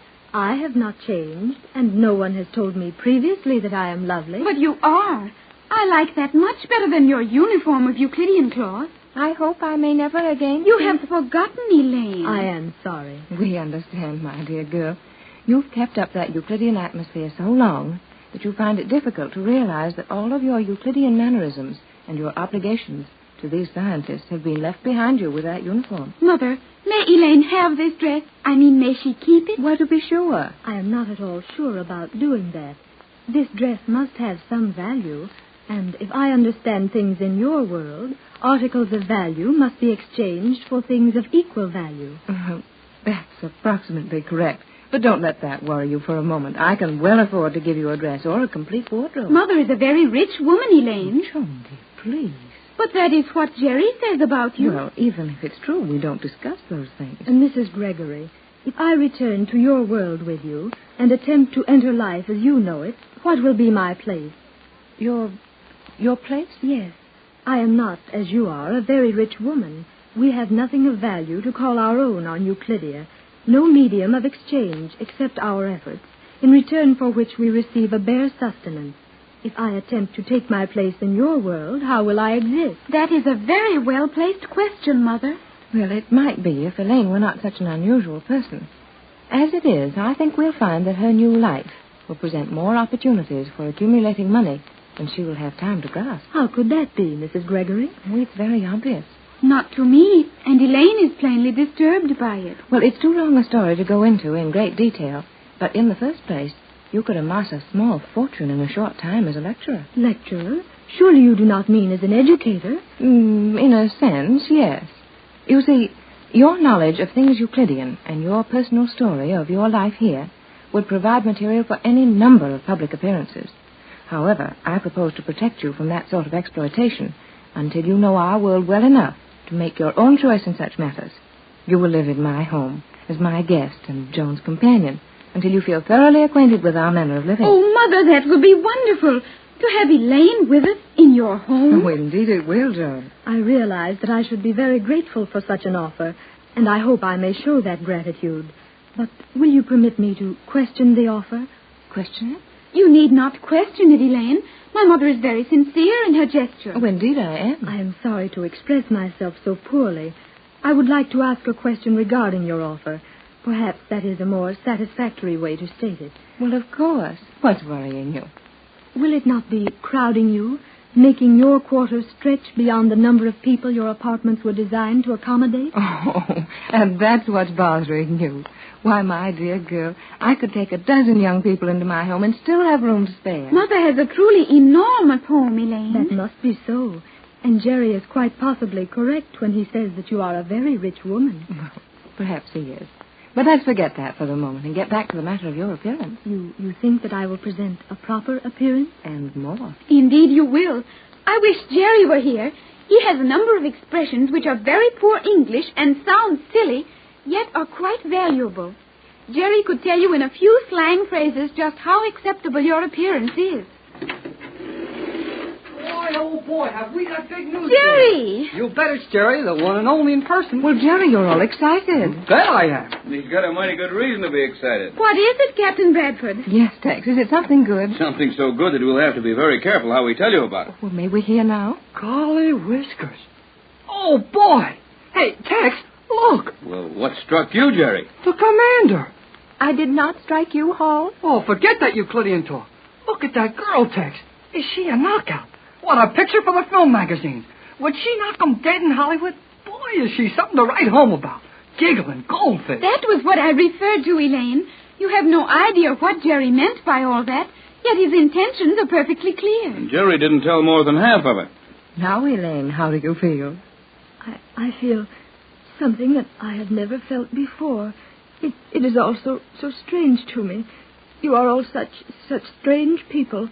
You are concerned with my comfort, planning my future, and commending me on my appearance. I I feel that if you will excuse me for a few moments, I will try to compose myself. Well, what's the matter with her? Gosh, did I say something wrong? No, Jerry, you said everything just right. But Elaine isn't accustomed to compliments and kindness.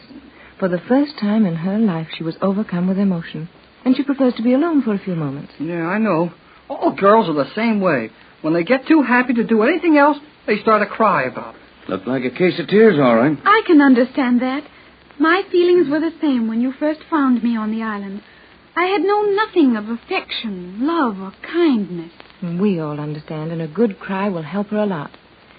Now suppose we let poor Elaine alone for a little while, so she may exercise her first opportunity to act like a woman and give us the big news. Gee, Tex, I got so excited when I saw that girl in Mrs. Gregory's dress that I forgot all about our news. Well, I didn't. And while I'm not at all sure we have all the privacy we're supposed to have here, well, it's got to be told sometime, and might as well start now. You have learned something of real value, Captain? We certainly have. Jerry and I have found the place to escape from your Euclidean. Tex, not really. Absolutely. Well, how did this happen? Oh, we're pretty smart. You must be. Oh, it wasn't any trouble for us. We just started out to look for it, and there it was. No, Jerry, wasn't there a little luck mixed up with it? Well, not much. And didn't we have a well-directed hint from Elaine that we might find something of value if we followed that steel tube to the top? Sure, but, all right. We just happened to find it. That's more like it. Well, never mind the distribution of credit. What was it you found? We found an airlock near the former position of the island, and so close to the surface of the water that all of us could easily escape and get to the surface without any help if we had to. Tex, really? That's right. Where was this? Well, we followed this steel tunnel round and round, getting higher and higher all the time, and I guess we kind of lost our directions. But it was someplace in the edge of that old crater where the island was built. Yes, I think the tunnel parallels that elevator we came down in, and it sure comes out on the rim of the crater. But what's more important is that there's a transparent steel lock at the top, and it's within 30 feet of the surface of the water. Oh, it should be easy to escape from there. It should indeed. But after the escape, what? After the escape, we're free. Yes, on the surface of the ocean, 4,000 miles from Los Angeles. I see what you mean, Joan, and naturally we'd take care of that. But how, Tex? By the very simple process of having a boat up there to pick us up. How is that so simple? Well, now, don't forget that tomorrow I'm beginning a regular series of test flights in the rocket planes. Sooner or later, I'll plan the rescue. Will you have a chance to smuggle one of the homing pigeons aboard the plane? I think so in time. Have you asked permission to take your instrument case aboard? No, I was afraid to ask permission, for fear it would give me away. So on the trial flight today, I simply walked up to the ship with the case in my hand. And G-47 grabbed it and searched it plenty. He did, and he'll probably do the same for several days to come. But one of these times, I'll know when G-47 is going to be busy at the time I start a flight. And when that time comes, I'll have a homing pigeon in that instrument case. You realize what the results will be if you are caught. No worse than what we must eventually face if I don't try it. We're here forever as far as G-47 is concerned. Yes. Our punishment is to be completely ignored until in desperation we trade your formula for freedom, and then find ourselves denied that freedom. Well, we're going to use that formula in a lot easier way than that, and a better way. How, Jerry? Well, Tex is Hold going it, Jerry, hold it. What's wrong? Well, I thought I heard a noise outside that door. But this room is soundproof. Perhaps we should say we believe it to be soundproof. Yes, there's always that. We can't be sure of anything here. Well, never mind that no. I know how to use the formula when the time comes. The only thing that I'd like to know a little more about is the exact method of escape from that airlock Jerry and I discovered. Perhaps I can assist you there, Captain Bradford. Well, if you've got any ideas, toss them in. By all means, Elaine. We'd welcome your advice. I'm not familiar with the manner of operating the escape mechanism in the lock, but experience with other locks on Euclidia would lead me to conclude that it would be a very simple matter to arrange the flooding of the lock. I thought that too, Elaine. What worries me is just how difficult it's going to be to get from that lock to the surface. With a number of us getting out at the same time, the last one out is going to have a long stretch without breathing. I'm sure we'll never have the chance to get any special equipment up there without being seen. Yeah, it's always so easy until it gets hard. That is not a serious problem. Every Euclidean has been instructed in the use of that escape lock in the event of an emergency, such as the flooding of the city. We have never searched for them, but somewhere in the wall panels of that steel room, and probably easily located, are a number of small air helmets, sufficient to sustain life underwater for several hundred seconds. Hooray! That's the answer, Tex. It certainly is. And our future is brighter than it has been for some time. It's positively rosy, Joan. Yeah, but how long will it be before you can get a message out for help? That all depends on how long it takes me to get a rocket plane over Los Angeles with a homing pigeon aboard. Any other means of communication is impossible. You plan to smuggle a pigeon aboard in your instrument case? Yes. Excellent. But would it not be wise to carry 2 pigeons in the event one of them is discovered? Oh, sure, but if one is hard to hide, why try to make it 2? You will carry your individual emergency tank of oxygen on each flight, will you not, Captain? Yes, each man on the rocket plane will have one. I insisted on that after our last flight nearly ended in disaster. Precisely. And if you are willing to risk the danger of being without that oxygen, I can show you how to remove the end of the tank. And in that tank, on your important flight, you will have the second homing.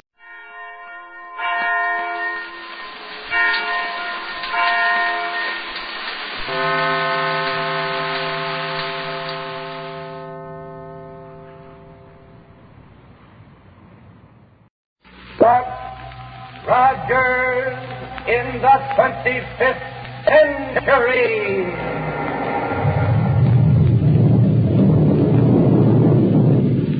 And the shower of silver dollars from Popsicle Pete's Money Box.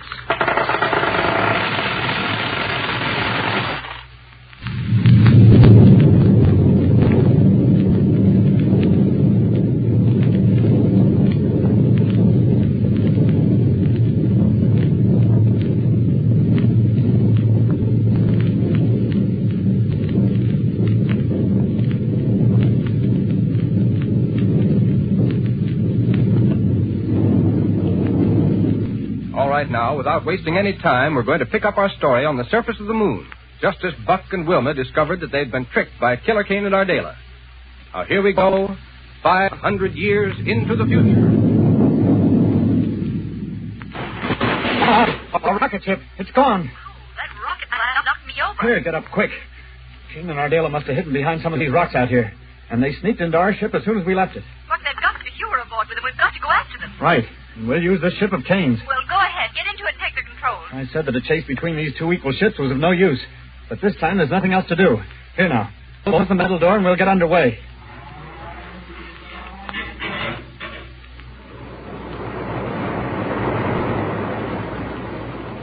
Can you still see our blue ship in the teleradioscope, Ardela? Yes, Kane. Buck and Wilma have just got into it. So they can head right out here after us, of course. We'll wait until they take off their spacesuits to operate the controls. What did you do? Left a slow-generating gas pot under the control seat. It'll poison them before they know what's happened to them. Good work. Say, you must have hit Dr. Hewer pretty hard while he was getting out of his spacesuit. See, he's still out cold. Then we won't need to worry about him for a while. As a matter of fact, from now on, he can do all the work. How do you mean? Ewer's next job will be to invent a new weapon. For me. And it will have to be something I can use to bring a whole planet to its knees in a single stroke. Isn't that asking a lot, Kane? For a man like you, huh? No. What I'm thinking of is trying to persuade him to do it. I have an idea that when I show him how much he can accomplish under my direction, he may be perfectly willing to play along with us. All right. Now, where are we headed for? Ardela, we're going to Enceladus. That's one of the moons of Saturn, isn't it? Yes, it's one of the least known moons of Saturn. But I've decided that it will provide a good nucleus for the organization I will build up to carry out my plans. Why pick Enceladus? Because there we can work without any chance of being disturbed or interfered with. That sounds logical. Oh, my head. Wait, Hewer's coming too. Look, where are you? Wilma. Shall I throw some water on his face? No, let him come out of it in his own sweet way. Killer Kane. Hello, Ewer. How are you? So, what have you done? Where are Buck and Wilma? I'm sorry, Dr. Hewer. Ardela. But I'm afraid it was necessary to leave them stranded down on the moon. Stranded? Well, Yes, the power control on that blue ship down there is out of order. Oh. Now, how do you feel? As good as could be expected under the circumstances. Do you really care? Ewer, I'm a man of few words, so I'm going to speak bluntly. Well? You know what my plans for conquest of the solar system amount to. Or at least you ought to know by this time. Yes, Kane. I know your wild ideas only too well. Now, wait a minute. Yes. Nobody realizes any more than I do your capabilities as a scientist.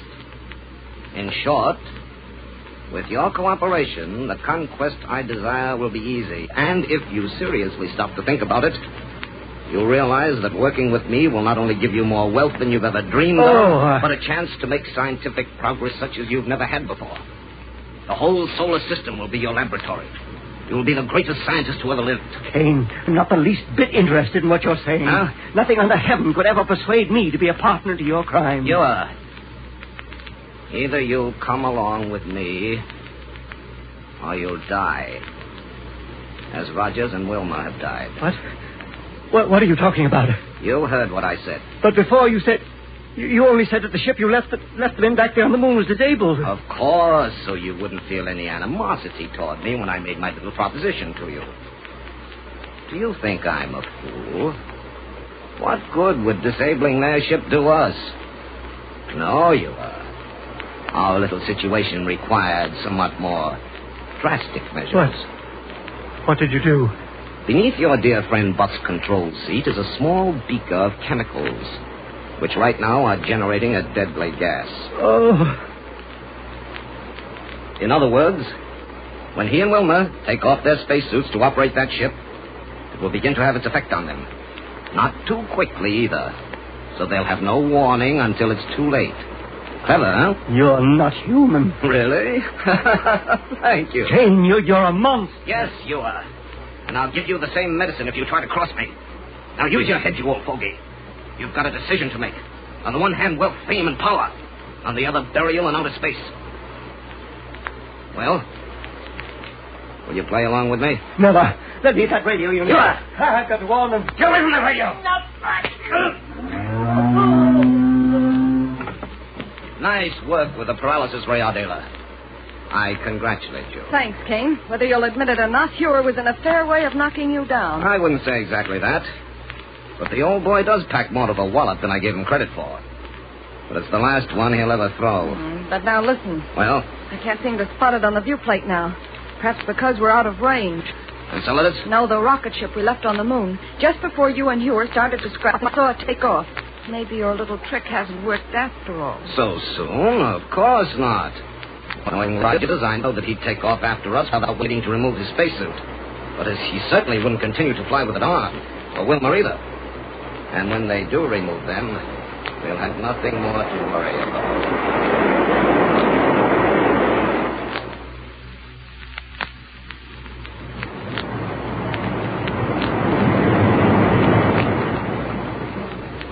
With me, Wilma, that's the fastest takeoff we ever made. Now, let's get out of these spacesuits so we won't have to talk by radio. Are we going in the same direction that Kane took? Yeah. So spot his ship in the teleradioscope as fast as you can. Hard to tell what focusing range to... Oh, there it is. Good. I see it. And we're going straight after it. Thank goodness he's flying a straight course, though. Huh? Notice how clouds of cosmic dust keep interfering with the vision on this viewplate? Yeah. Too bad he got such a head start on us. But, Wilma, he's heading straight out toward Mars or Saturn. They happen to be in line with each other.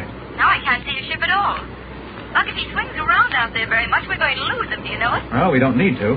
We can hook in the gas analyzer and automatically follow his rocket trail. Great, I'll get it for you right away. Get it for me? Sure, out of this cabinet over here. But it's right here on the control board. See these dials? There. Turned it on. Then what's this unit here on this shelf? Oh, that's just an auxiliary unit in case this one gets out of order. Leave it there. Oh. See? These dials register 3, 1.7, and 32.1. Kane's rocket trail, all right. From now on, this ship will follow it automatically. Good. But say, let's get out of these spacesuits. Yes, let's. Breathing condensed air gets tiresome. They're not exactly comfortable in the control cabin either. Unsnap my helmet clamps for me. Sure. No, wait a second. Where are you going? You didn't close the door of this cabinet tight. For that, you can open your own helmet. All right.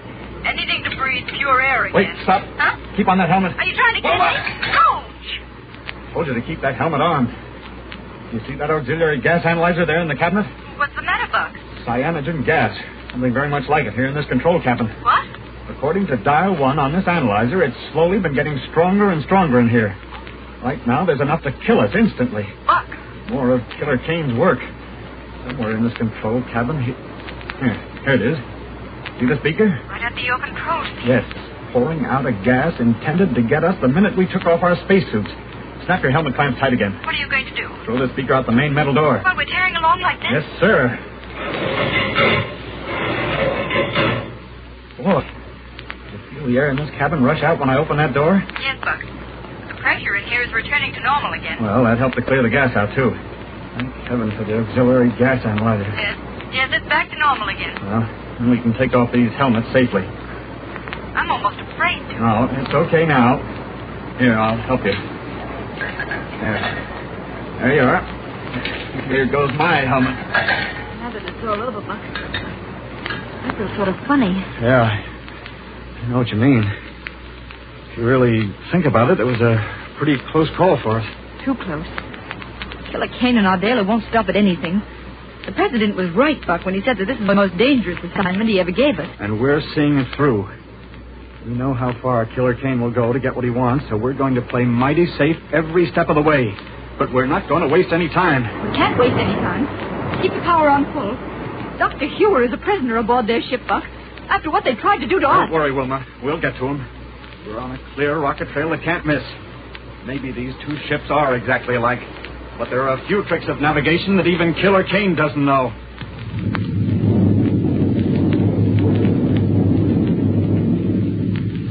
Yes, and I'll bet Buck and Wilma do get to Dr. Hewer and rescue him from the arch criminals.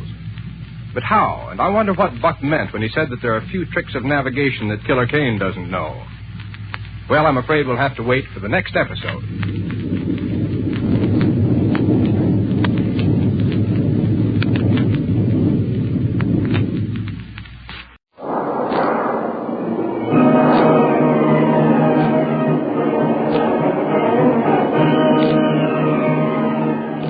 Presenting the amazing interplanetary adventures of Flash Gordon.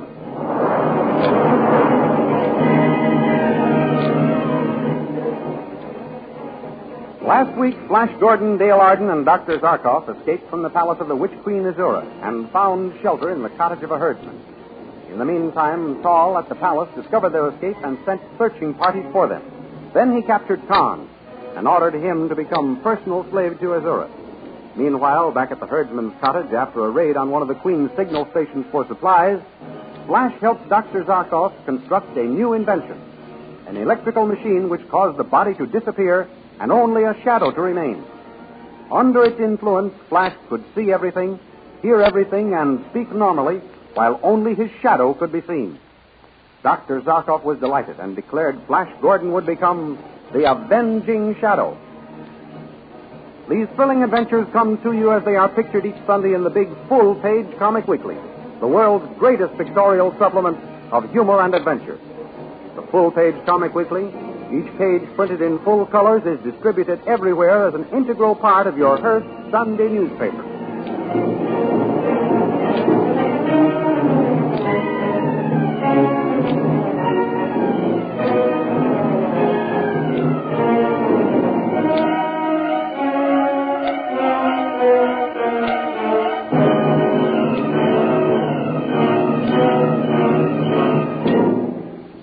Now we continue the story.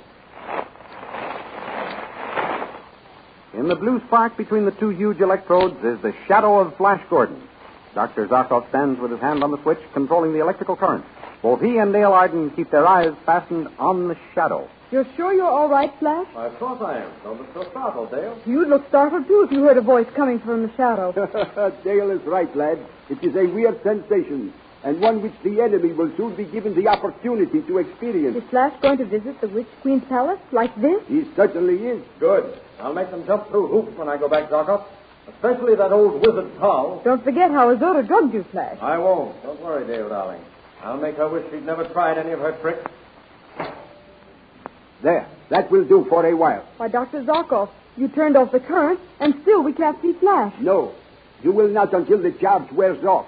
Then he will again become visible. Isn't that dangerous? No. He will not feel anything or experience any reaction physically any more than he did when I made him invisible. I don't mean dangerous to him physically. Well, what do you mean, Dale? Well, suppose you should become visible while in the palace of wicked Azura. I'd have to get out the best way I could, I guess, Dale. Yes. You must be very careful, lad. Make every minute count while you are there, because you must get back here before the electric charge wears off. I warn you, be very careful. Thanks for the warning, Zarkov. I'll be careful. But, Dr. Zarkov, how will Flash know when the charge is wearing off? Won't he just suddenly appear before the enemy? No. You saw him gradually disappear before your eyes just now? Yes. he will become visible in the same way. Oh. Very faintly at first, then stronger and more clearly as the charge wears off. Oh, I see. No, you don't see. That's the point. You mean you understand. I'm sorry, Flash. I stand corrected. I understand, Dr. Zarkov. Flash, keep a close watch on your hands. Why? They will tell you when you are becoming visible. Oh. At the first faint appearance of them to your own eyes, leave the Witch Queen's palace at once. I shall follow your instructions, old friend. When shall I start? I am getting hungry. You too must be also. I'm starved. Well, now that you mention it, I am ready for some food. Well, let's go and see what is left in the cottage. Then you can start on your one-man war on the Witch Queen, Flash. I can hardly wait. Hurry, Dr. Zarkov. Hurry, Dale. I'll open the door for you. Oh, Flash, is that really you opening the door? Well, of course it is, Dale. It looks as if it were opening by itself. Gives me the creeps to hear your voice and not be able to see you. I'm sorry, sweetheart, but cheer up. I'll be back as soon as I can, and I'll become my natural self again. Do not fear, Dale. Everything will be all right. I hope so. Oh, do be careful, Flash. Don't take any risk. Start back as soon as you see even the faintest outline of your hand. Don't worry, darling. I'll be all right. Ah, there's some bread and cheese made from the milk of the milk steer. Let me at it. I wish you could see what we see, Flash. Nothing but a jug rising off the table. I see it, too, but I can't see my arms or hands. Of course. I was forgetting. Flash, there's a sword over here. You'd better take it to defend yourself. Oh, bring it to me, Dale. I won't need it to defend myself, but it may come in handy to help me get a ray pistol. Zarkov here will need his to protect you. Here's the sword. Oh, thank you. Well, I'm ready to start now. The peasant's horse is tied outside there. He won't have any use for it now. Take it, Flash. I shall. Dale, if it wouldn't be too creepy, I'd embrace you, but I know how weird it might be, so I'll just say goodbye. Goodbye, Flash, darling. Good luck, and hurry back. Good luck, lad, and remember my warning. Goodbye, Zarkov, old friend. Take care of Dale. I'm off to win a kingdom in her name.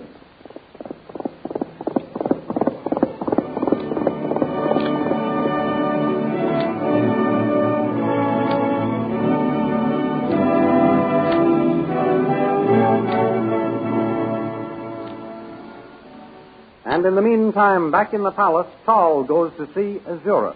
Well, Tal, what brings you here? You know me, Your Majesty? Of course I know you. Why shouldn't I? Then you have recovered. Thanks be to Tau. I have recovered? What are you talking about? Flash Gordon and his companions forced you to swallow some lithium, Your Majesty. Oh. And while you were under its influence, they attempted to take over the city. They did. Bring them before me. I'll make them suffer for that. They are not here, Your Majesty. No? No, Flash Gordon, Zarkov, and the girl have escaped. You let them escape?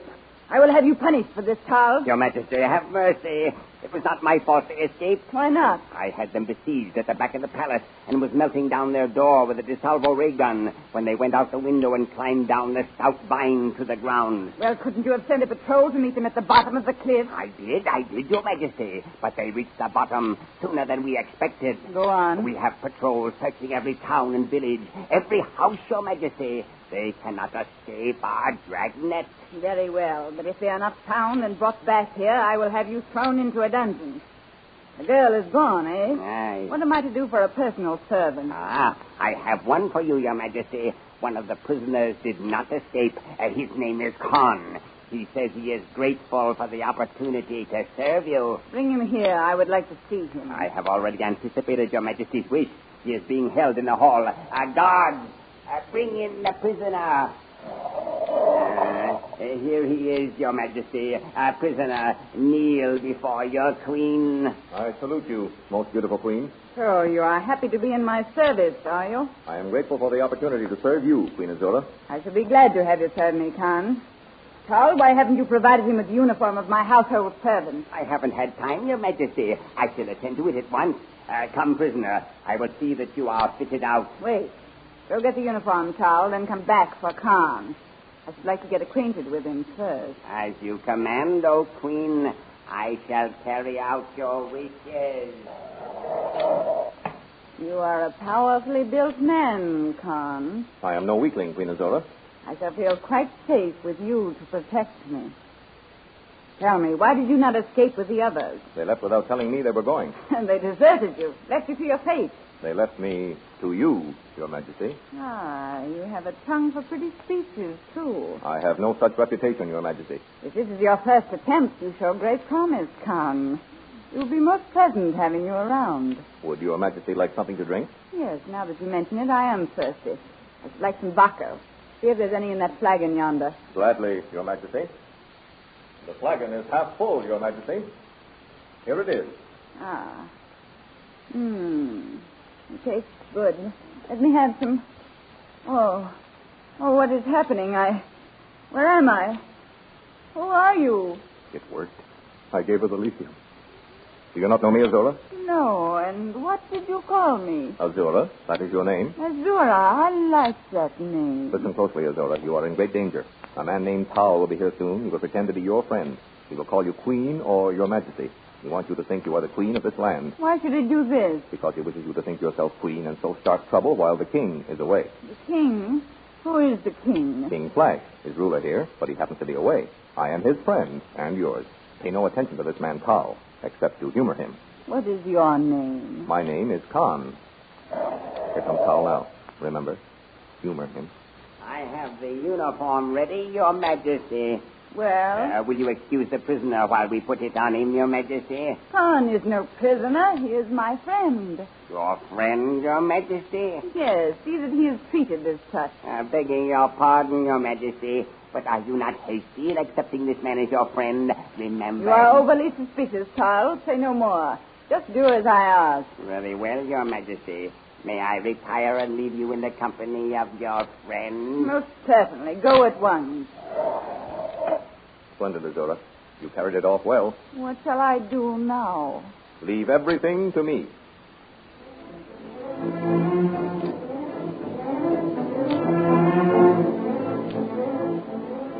Outside the palace walls, 3 soldiers see a riderless horse approaching. Look, comrade, a runaway horse. No, I'll stop him. But look, what is holding that sword in the air? And the bridle? It's probably held up by a wire. Wait until the horse gets closer, comrade, then stop him. Just as he gets to the soldiers, Flash's horse stumbles and falls. Flash lunges at one of the soldiers. Oh, curses upon us. And drives the sword through him. The other 2, seeing the sword darting through the air with no hand guiding it and seeing only Flash's shadow on the wall, flee in stark terror.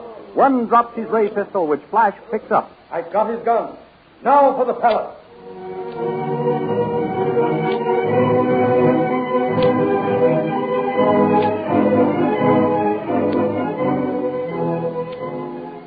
Back at the herdsman's cottage, Dale and Zarkov anxiously await Flash's return. Oh, Dr. Zarkov, how long will Flash remain invisible? I will tell you the truth, Dale. I do not know. You don't know? And you invented the machine. You must remember this is the first time it has ever been used. This is an experiment. You let Flash serve as your scientific guinea pig. Oh, Dr. Zarkov, how could you treat him so? I know your natural reaction, Dale, but you must not be too harsh in judging me. There is no danger if Flash obeys my instructions to return at the first faint sign of his own hand. He had a speedy horse. He should have reached the palace by now, shouldn't he? Yes, Dale. Then why doesn't he come back? Oh, I just know something's happened to him. Be patient. Let us give him a little longer. The electrical charge was a strong one. It should have lasted this long. You're sure, Dr. Zarkov? Yes. You're not just saying that to make me feel better. I never make excuses, Dale, and I never try to diffuse the truth. As a man of science, I face the facts as they exist, and I give the same facts to others. It is foolish to deceive. That is more cruel than telling the truth. In the end, the truth will come out. I know. I think it's best to face the truth, too. But it's so hard to do nothing but sit here and wait for Flash to come back. Yes, it is.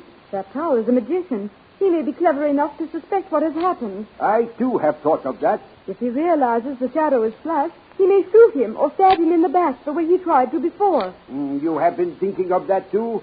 I have been afraid of that myself. It is the only vulnerable spot in Flash's armor of invisibility. Oh, Dr. Zarkov, what do we do? What can we do? There is nothing we can do but wait.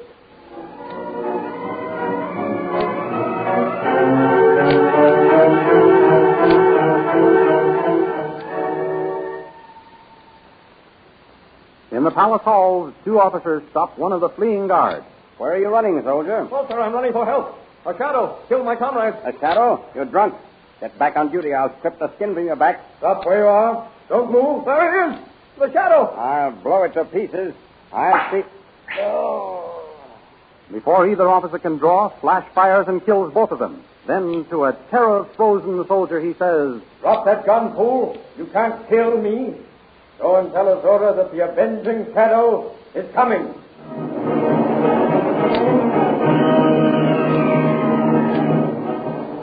Follow the picture version of these thrilling adventures in next Sunday's Comic Weekly, which is distributed with your Hearst Sunday newspaper. You've heard the voices. Now enjoy a real thrill by meeting all the characters face to face in full color action pictures of the adventures to which you have just listened. The Comic Weekly, you know, is the big full-page magazine containing the world's greatest collection of humor and adventure. So be sure to get the big full-page Comic Weekly every week with your Hearst Sunday newspaper. And remember our date next week at the same time for another chapter in the amazing interplanetary adventures of Flash Gordon.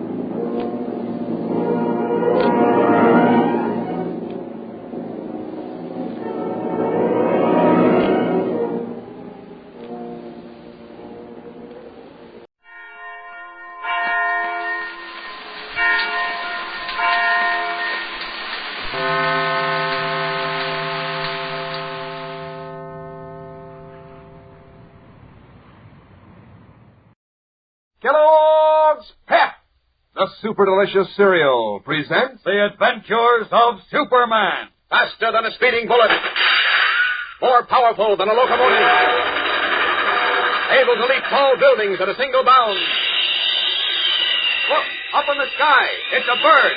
It's a plane. It's Superman. After defeating Superman and leaving him for dead on a lonely beach, Henry Miller discovered that the solution of kryptonite in his blood, which transformed him into an atom man able to generate terrific atomic power, had been exhausted in the Titanic battle. Determined to destroy Germany's enemies, Miller called on a strange fat man named Sidney, the money-hungry creator of the Nazi spy system, and told him that a woman called the Scarlet Widow possessed the only remaining kryptonite in the world. Seeing an opportunity for untold wealth, Sidney agreed to try to get the kryptonite. As we continue now, the gaunt, ugly widow and her little Cockney henchman Sniggers are in their hideout behind an innocent-appearing book and gift shop in Metropolis. It is just after midnight, and both of them, contemplating a huge pile of crisp banknotes, are in high spirits. Listen. $2 million. And when Pepper Rouse gets here, we'll have $3 million. We're rich with it. We're rich. Yes, I'm a happy woman tonight, Sniggers. I've got money again. Power. And the only man who ever double-crossed me, the Teufel, is dead. All on account of that little piece of kryptonite I copped out of the Metropolis Museum that night. Who'd ever have thought it'd bring us all this money? I told you it would. I knew the Vulture and Papa Rausch and the Laugher would pay me almost anything I asked for the power to control Superman. You was right with it. You're always right. I never seen blokes fork up $1 million so fast as the Vulture and the Laugher when you give them their pieces of the blooming stack tonight. When's Pepper Rouse coming for his? He said he'd be here within the hour. Good. Then we can up it out of this dump. Where we go? I was thinking of the Argentine. Fleischman writes there are lots of opportunities down there. Gee, that sounds good to me, Widder. We'll have a high old time with all that money. What? Someone's at the door. Hey, must be Pepper Rouse. I'll let him in. Wait. It may not be Ralph. It must be. You said he was coming right away. Not so loud. Sure it's Pepper Rouse. Who else can it be? How do I know? It might be the police. The police? Or some of our friends who found out we've got all this money. We are not taking any chances. Quick, help me get the money into this drawer. All right. Nobody ain't going to take this all away from us now, sir. There. Be careful now. Walk quietly to the door. All I'm saying is it better be nobody except Pepper Rouse. Quiet. Stand to one side of the door. Who is it? An old friend, widow. Sidney. Sidney? How did he ever find us? You can find anyone. I wonder what he wants. Aren't you going to let me in, my dear? Don't let him in. I don't trust that fat bloke. I'm not afraid of him. Open the door. No, but he's smart. He's after the money. He'll steal it from us. He won't steal it from me. Open the door. Righto, but I don't like it. Good evening, widow. Just as lovely as ever. And you're as fat as ever, Sidney. Close the door, Sniggers. Oh, yes. The ever-faithful Sniggers. Cheerio, Jemmy. Hello, Sidney. What brings you here so late at night? It is late, isn't it? Well, I'll sit down if you don't mind.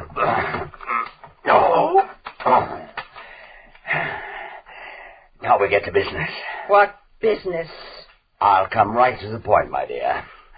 I understand that you have some kryptonite. How did you know?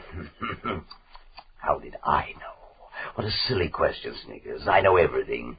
You were about to say something, widow. I did have it, Sidney. It's gone now. Gone? Yes, I sold it. All of it? All 3 pieces? That's right. You're lying, my dear. No, she ain't. We sold Shut them up, Sniggers. None of his business whom we sold them to. Quite right. If you sold all 3 pieces.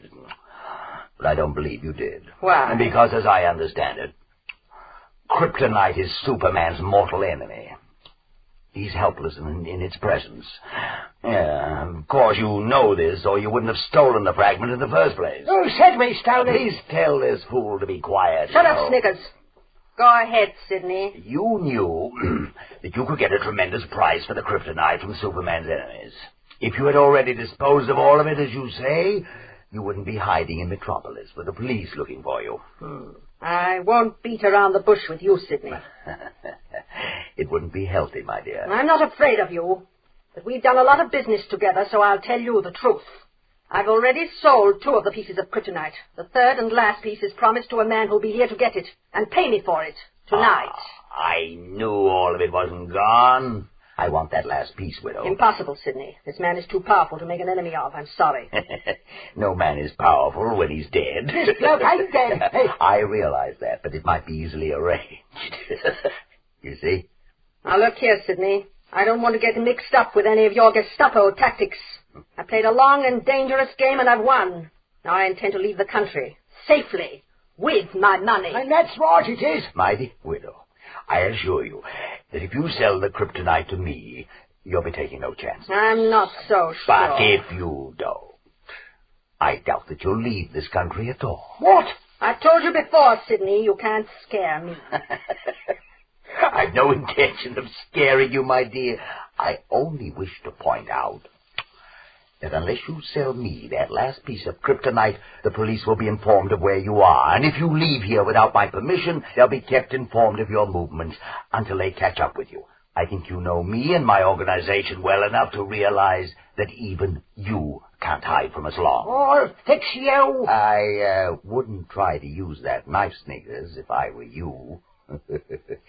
Apart from the fact that I'd shoot you first, my man Cheeto's outside. Cheeto? Exactly. Well, widow, you always think quickly. What do you say? I think I'd enjoy killing you, Sidney. But, of course, you're much too sensible to try. Yes. All right. You win on one condition. What's that? You'll pay me the same price I was to get from my other customer. $1 million. Well, that's a great deal of money. Take it or leave it. Oh, I'll take it. Frankly, I expect to make much, much more than that with the stuff. Much, much more. Well, I must be going. Just one thing more. The man you're expecting tonight. What's his name? Papa Rausch. You know him? Yes, of course. If you'll open the door, please, Sniggers, I'll leave and make the necessary arrangements for Papa Rausch. Righto. I'll be glad to see the last of you, I will. I'll return later for the kryptonite. I'll be here. I'm sure you will. Good night, widow. Good night, Sniggers. Smiling pleasantly, Sidney waddles through the door to arrange a murder, and so get possession of the kryptonite, which will once again transform Henry Miller into a deadly atom man. We'll return in a moment for the startling climax of today's episode. But right now, here's a word from your announcer. You know, gang, even if you tried, I'll bet you couldn't think of a more exciting prize than those new comic buttons from packages of Kellogg's Pep.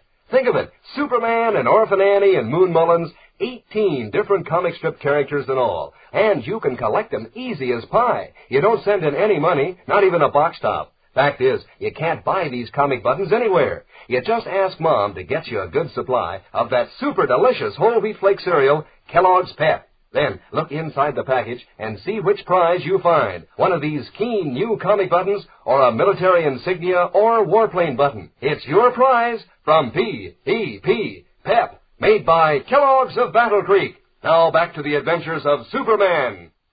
As Sidney, the fat man, was preparing to obtain possession of the last piece of kryptonite, Jimmy Olsen, who had returned to Metropolis, has just come back to the village of Linwood, summoned by Sheriff Simpson. And as we join them, the boy reporter and the sheriff are now entering the hospital where Superman had been brought from the beach where he had been found near death after his mighty battle with the Atom Man. Well, who is this man you want me to see, Sheriff? Well, pretty sure this is the fella you saw on the beach yesterday, Olsen, with Miller and Teufel. Well, hoping you can identify him. Here, up these stairs. Hey, but gosh, Sheriff, I didn't see his face. Well, anyhow, seeing as how you was mixed up in it, might just be you know this fella. Doc Bruce and that specialist they had out from Metropolis say he won't last through the night. We'd like to know who he is so we can get in touch with his family. Gee, the poor guy. Yeah, this way. His room's right down the hall. All right. And if you can identify him, we might be able to find out what Miller and Teufel was up to, and where Miller went. That would suit me fine. Miller's a dirty Nazi, and he's got to be caught. Well, nobody's been able to catch him so far. Hold it. Here's the room. Is he still unconscious? Yeah. Ain't woke up since they dug him out of that hole in the sand. Come on, he's in that bed there. What's that? Oh, what's the matter? Hey, there's nobody in this bed. No, he's gone. Gone where? How do I know? He was right in that bed an hour ago. He was unconscious, in a coma. And now he's gone. Holy smokes. Doctor, nurse, somebody come quick. Dr. Bruce, nurse. Startled, Jimmy Olsen rushes out into the hospital corridor, leaving Sheriff Simpson to stare incredulously at the empty bed in which only an hour ago Superman lay in a coma, his life despaired of by the physicians. What has happened? Where is the dazed and stricken Man of Steel? Fellows and girls, our story has taken a strange new twist. Tomorrow's episode is dramatic and surprising, so don't fail to be with us when we learn the mysterious fate of Superman and find out if Sidney, the sinister fat man, succeeded in obtaining the last piece of kryptonite for Henry Miller. Tune in, same time, same station, for the adventures of Superman. Faster than a speeding bullet. More powerful than a locomotive. Able to leap tall buildings at a single bound. Look, up in the sky. It's a bird. It's a plane. It's Superman. Fellows and girls, be sure to follow the adventures of Superman, brought to you every day, Monday through Friday, same time, same station, by the grand old Kellogg Company of Battle Creek. And for other thrilling adventures of Superman, see your local newspaper. Superman is also a copyrighted feature appearing in Superman DC publications. Kellogg's Pep, the super delicious cereal, presents The Adventures of Superman. Faster than a speeding bullet. More powerful than a locomotive. Able to leap tall buildings at a single bound. Look, up in the sky. It's a bird. It's a plane. It's Superman. Having defeated Superman in a titanic battle, Henry Miller, the Nazi Atom Man, discovered that the solution of kryptonite in his blood, which enabled him to generate atomic power within his own body, had been exhausted. Aware that a woman known as the Scarlet Widow had stolen the original kryptonite fragment, Miller contacted a sinister fat man named Sidney, who traced the widow to her hideout and demanded that she sell him her last remaining piece of the element. Meanwhile, Jimmy Olsen had been summoned to a small country hospital, where the unconscious Superman, his identity unknown, had been given only a few hours to live. But when Jimmy was led into the room in the hope that he could identify the dying man, Superman had disappeared. As we continue the next morning, Jimmy has returned to Metropolis and is in the office of Editor Perry White at the Daily Planet. Listen. And when I got into the room, Mr. White, the man, whoever he was gone. They looked all over the hospital for him and all through the grounds, but they couldn't find him. I thought you said he was unconscious, in a coma. Well, he was. They didn't expect him to live until morning. So how could he just get up and walk out of the hospital? He couldn't. Somebody must have carried him out. Oh, but they couldn't know without being seen. The head nurse's desk is right near the door, and somebody was on duty there all the time. Well, maybe they took him out through the window. Didn't anybody think of that? Well, sure, but the room is on the 3rd floor, and the fire escape is at the other end of the building. Well, they still make ladders, don't they? Huh? Well, sure they do, but who'd go to all that trouble, and why? Henry Miller, of course, or somebody working with him. They found out the fellow wasn't dead, and they were afraid he'd tell who tried to kill him, and maybe what Miller and Teufel were up to, so they took him away. Oh, the poor guy. Miller will certainly finish him this time. Gosh, when I think of those green sparks shooting out of his hand... Oh, stop with those green sparks. It was lightning you saw. Freak storm. No, it wasn't, Chief. I mean, Mr. White. Of course it was. Oh, boy, how I'd like to get my hands on that Miller. Palming himself off as an American war veteran. Getting me to give him a job, and all the time he was a dirty Nazi. What I don't understand is why he took me out to that beach cottage. I never did anything to him. Gosh, Mr. Ken and I thought he was a nice guy. Oh, that reminds me. Ken fancies himself a great detective. Maybe he can find out what this is all about. Where is he? Huh? Oh, I don't know. I called his apartment twice this morning. No answer. Yeah, and it's after 10 o'clock. He's probably off on his own hook again. And if he is, he's through this time for good. I warned him. Well, he might have gone to see his doctor. He was sick yesterday morning, you know. Huh? Oh, yes, I forgot. Well, he ought to be along soon, then. Incidentally, remind me to tell him that John Millison wants him to call. He says it's very important. Want me to answer? I am still able to answer my own phone, thank you. Hello? Very White speak. Oh, hello, Doc. Hello. No, I haven't forgotten, but Ken hasn't been in yet. Yes, I know he isn't at his apartment, and he'll probably be in soon. It's payday, and he usually condescends to drop in then. You sure I can't help you? I see. Well, all right, I'll make sure he calls you the moment he comes in. You're welcome. Goodbye. Millison again. I wonder what he's so all-fired eager to get hold of Kent for. Oh, is that Dr. John Millison, the big scientist? Yes. He says he must talk to Kent at once. I just remembered. Mr. Kent sent me over to his laboratory with something a few weeks ago. Huh? With what? Oh, I don't know what it was. It seemed to be just a sliver of green metal, but burned when you held it in your hands. It was in a flower pot in the Scarlet Widow's apartment. I see. Now, of course, Kent wouldn't tell me about it. I'm only his editor. I'm not supposed to know what stories he's working on until he decides to take me into his confidence. I will... Oh, here's Mr. Kent now. Well, it's about time. What's that outfit you've got on, Kent? Well, what's the idea of the overalls, Mr. Kent? Well, why don't you answer? What are you standing there for? Come in. Yes, all right. Well, come on, explain yourself. Where have you been? And what in tarnation is the idea of dressing up in those dirty overalls? Kent, what's the matter? Grab him, Wilson. He's going to fall. I've got him. Here, sit down in this chair, Mr. Kent. Gosh, what's the matter? What happened? I don't know. Since... You don't know. Olson, get him a glass of water. Okay. Never mind. Wait, there's water here in my thermos. What do you mean you don't know, Mr. Kent? Were you in an accident or something? Accident? Yes. No. Yes, Don't bother him yet. Don't bother him. Here, Kent, drink this. Oh. Thanks. Do you feel any better now? Yeah. I feel strange. Strange? Well, how do you mean? I'm weak. I'm tired. I've been walking. Walking? Walking where? I don't know. Just walking. I couldn't get myself up in the air. Huh? Hey, he's out of his mind. We've got to find out what happened to him. Now, come on, Kent. Try to pull yourself together. What happened to you? Where did you get those overalls? From a farmer. Farmer? What farmer? I met him on the road. He gave me a ride. He was a nice man. I had on pajamas. He gave me these overalls. You were on a road somewhere in your pajamas? Good Godfrey. Why? I don't know. I can't remember anything after fight. What? Oh, so that's it. He was in a fight and somebody beat his brains out. He ought to know better. He can't fight. Wait a minute. Couldn't have been in a fight. There isn't a mark on him. Oh, that's right. Gosh, what is wrong with him, Chief? He's having a nervous breakdown, that's what. Lois was right. Superman should have left him in that rest home. Yes, Superman. What about Superman? Had to come here and tell you. You have to tell us what? Atom Man. Atom Man? Yes. Miller. I must stop. Are you talking about Henry Miller? Yes. He's Atom Man. Box on his throat.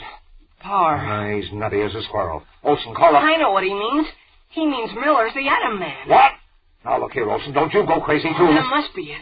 Those sparks shooting out of Miller's hands. And he was a Nazi, and he was with Teufel. And before Teufel escaped to Germany with the kryptonite, he said he was going to create an Atom Man to destroy Superman. Well, that was why Mr. Kent was so worried. Don't you remember? Yes, I remember all right. Kent wouldn't listen to me, and he worried himself into a nervous breakdown. An Atom Man destroying Superman. I've heard enough of that nonsense from Kent. Now, I don't want to hear any more of it from you. But I said stop it. Well, Kent's out of his mind, and now you want to drive me batty, too. But he just said Henry Miller was the Atom Man. Does he act like he knows what he's talking about? He must have seen a headline about Miller being on that beach with Teufel, and so now he thinks that Miller is an Atom Man. I'm going to take him to my own doctor right now, and then maybe I'll take him to Florida. Hey, listen to me. He'd gone there last week. There's a box on his throat. Yes. Sure. Now, come on, Kent. Up on your feet, boy. Now, you come with me, and I'll take care of you. All right. Answer the phone, Olson. And if it's for me, say I'm out. Don't know when I'll be back. Let Lois and Burroughs handle things. Okay. Mr. White's office. Jim Olson speaking. You come along, Kent. I'm here now, and you'll be all right. Oh, hello, Dr. Millison. Mr. Kent?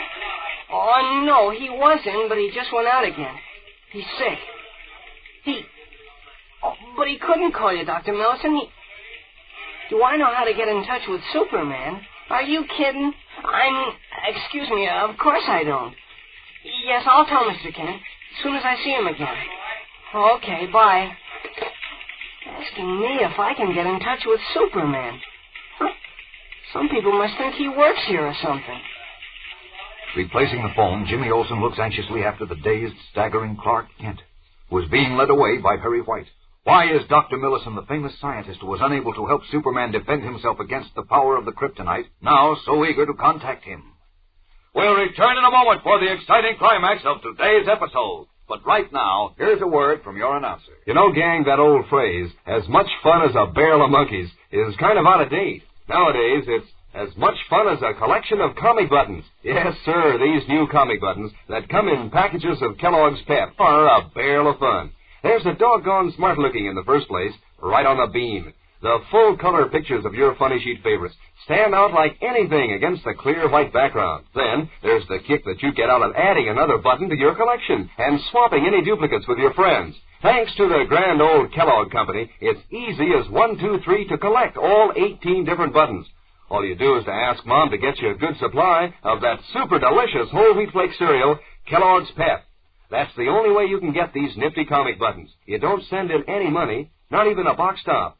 Just look inside the Pep package, and there you are, one of these exciting new comic buttons, or a military insignia or warplane button. Don't forget now, there's a prize for you in every package of P.E.P. Pep, made by Kellogg's of Battle Creek. Now back to the adventures of Superman.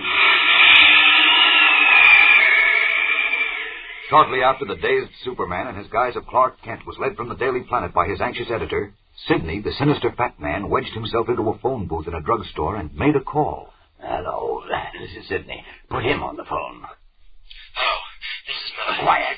I know who you are. Oh, yeah, listen, did you get the... Discovery, haven't you any sense? Of course I got it. Good, that's wonderful. Our party was cautious, so it took longer than I expected. But everything's arranged. Now pay attention. Don't interrupt. Gito knows where to take you. You'll fix your hair and your clothes as he directs before you leave. You understand? Yes. Where are we going to... I said don't interrupt. You have the formula written down. Yes. Well, bring it with you. We'll find out if it works. I'll meet you. That's all. Extricating himself with difficulty from the phone booth, Sidney waddles through the crowded drugstore to the street, his moonlight face showing no sign of the greedy eagerness in his fat body. For in his overcoat pocket, wrapped in lead foil and clutched tightly in his pudgy hand, is a small piece of green glowing radioactive kryptonite, the deadly element which, when dissolved and injected into Henry Miller's blood, will transform him once more into an atomic monster, able to destroy anything in his path. What will happen? Will Miller's formula, which he says he received from his father, dissolve the kryptonite? And what of Superman escaping death by only a miracle, and now dazed and helpless? Fellows and girls, Monday's episode is tense and exciting, so don't miss it. Tune in, same time, same station, for the adventures of Superman. Faster than a speeding bullet. More powerful than a locomotive. able to leap tall buildings at a single bound. Look, up in the sky. It's a bird. It's a plane. It's Superman. Fellows and girls, be sure to follow the adventures of Superman. Brought to you every day, Monday through Friday. Same time, same station, by the grand old Kellogg Company of Battle Creek. And for other thrilling adventures of Superman, see your local newspaper. Superman is also a copyrighted feature appearing in Superman DC publications.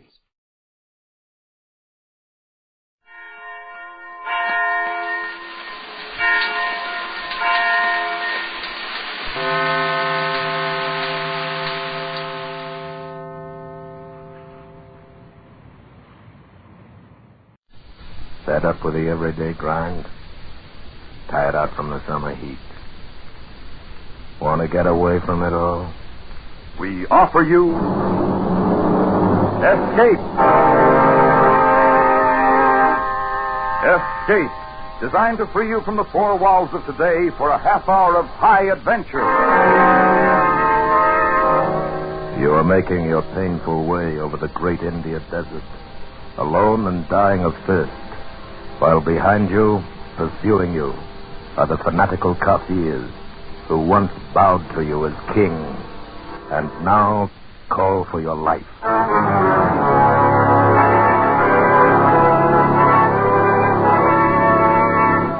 Tonight, we escape to India and two soldiers of fortune who pushed fate too far, as Rudyard Kipling told it in his famous story, The Man Who Would Be King.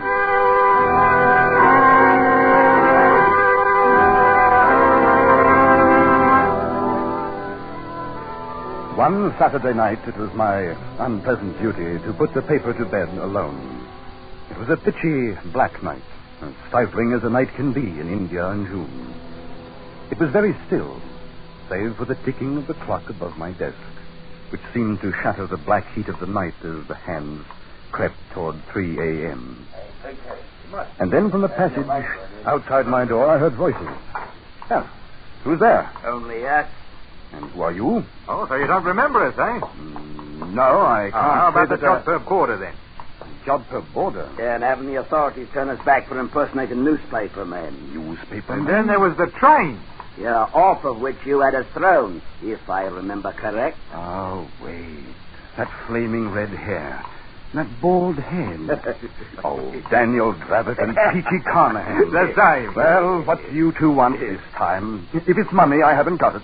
And if it's a fight, it's too beastly hot. You can rest yourself easy, sir, because we have come asking for naught except some information. We've been all over this country, and we've concluded that India isn't big enough for such as Daniel and me. So, we are going away to be kings. Kings in our own divine right.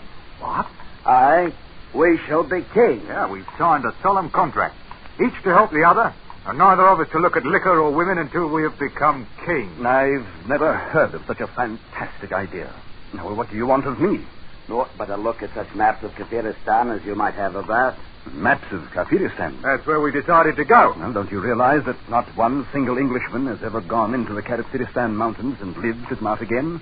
You're a good deal more likely to become dead men than kings. Yeah, we'll sure. Anyway, I don't believe you have the slightest intention of traveling a mile outside of Delhi. Then you should come down to the Sarai marketplace in the morning, down where the caravans leave for the north. Now, look, you two. I'm a newsman, not a nomad. Now, why should I come down to that filthy pest hole? I'm not so sure that you're either. What do you mean? You say you're a newsman, but here's the chance to see the start of the greatest story of all time. And you'd pass it up. Because you're too blasted lazy to get up that early in the morning. Come along, Dravett, me lad. Yeah, but if you should have a change of heart, come to the Sarai in the morning and see whether we be liars or not. And so they left, those two lovable scoundrels. And I sat alone in my office, thinking. The kings of Kafiristan. Kings indeed. But then, perhaps, just perhaps, they might pull it off. And it would be something to cable home. And so it was that the next morning I was making my way through the dirty, milling crowds of the Sarai marketplace.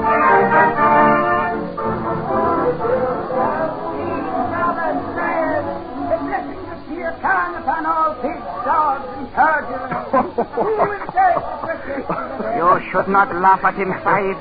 The witless are under the protection of Allah. Quite so, boy. Quite so. Who is the fellow, anyway?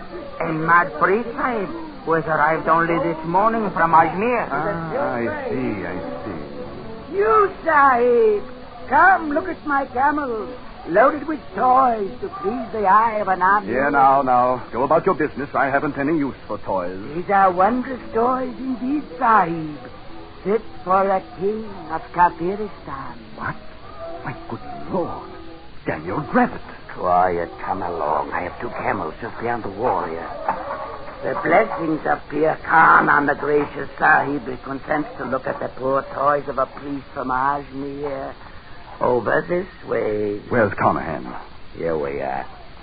Permit me to present my servant, Azamir Khan. At your service, Governor. Well, How do you like our disguises? Do they pass? If they fool this crowd in the Serai, they're probably good enough to get you across the border, and good enough to get you killed. Yeah, getting killed is no part of the contract Peachy and me drawed up.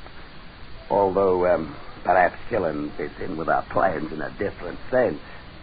Feel around underneath the toys there in the camel bag. What?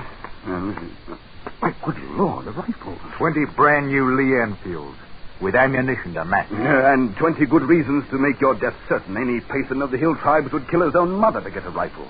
Now, who would harm? A poor mad priest, Sahib. Allah protects me. Mad is right. And so was Lord Clive, and Rhodes, and Bonaparte. Drive out the camels, Peachy. We have a long way to go before we become kings. As I stood and listened to the camel bells fade away in the distance, I wondered if it might not be a glorious thing to go to Kafiristan and be a king.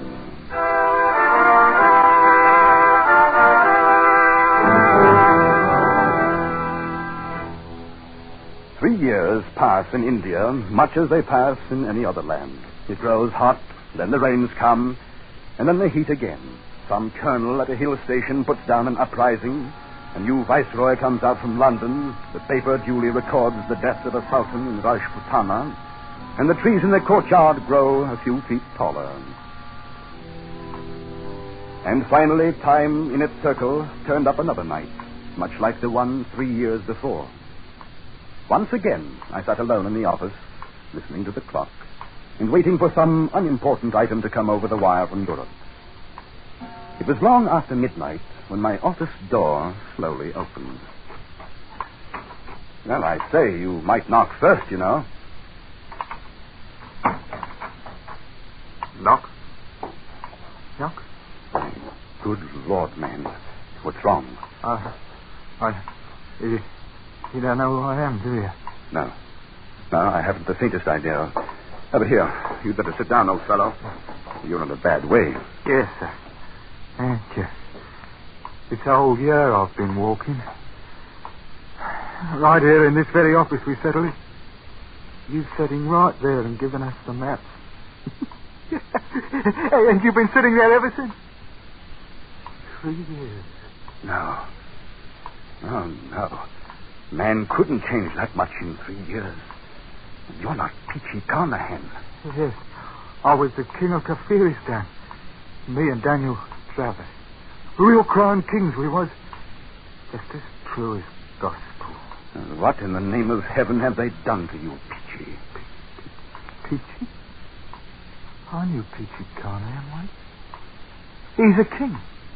With a real golden crown on his head. So help me, he does. He's dead now. No. You're Peachy Carnahan. You are. Now you must pull yourself together. Yeah. Pull myself. You've got to keep looking into my eyes. Maybe everything won't go to pieces. All right. Now, tell me what happened, Peachy. We left the caravan at Jagdala, and we struck off into the hills alone. Yes, go on. Weeks it was for travel, Daniel and me. First there wasn't no roads, and after a while, no food. But there was always the drums. Sometimes they was close, sometimes farther off. Most of the time we could hear them somewhere.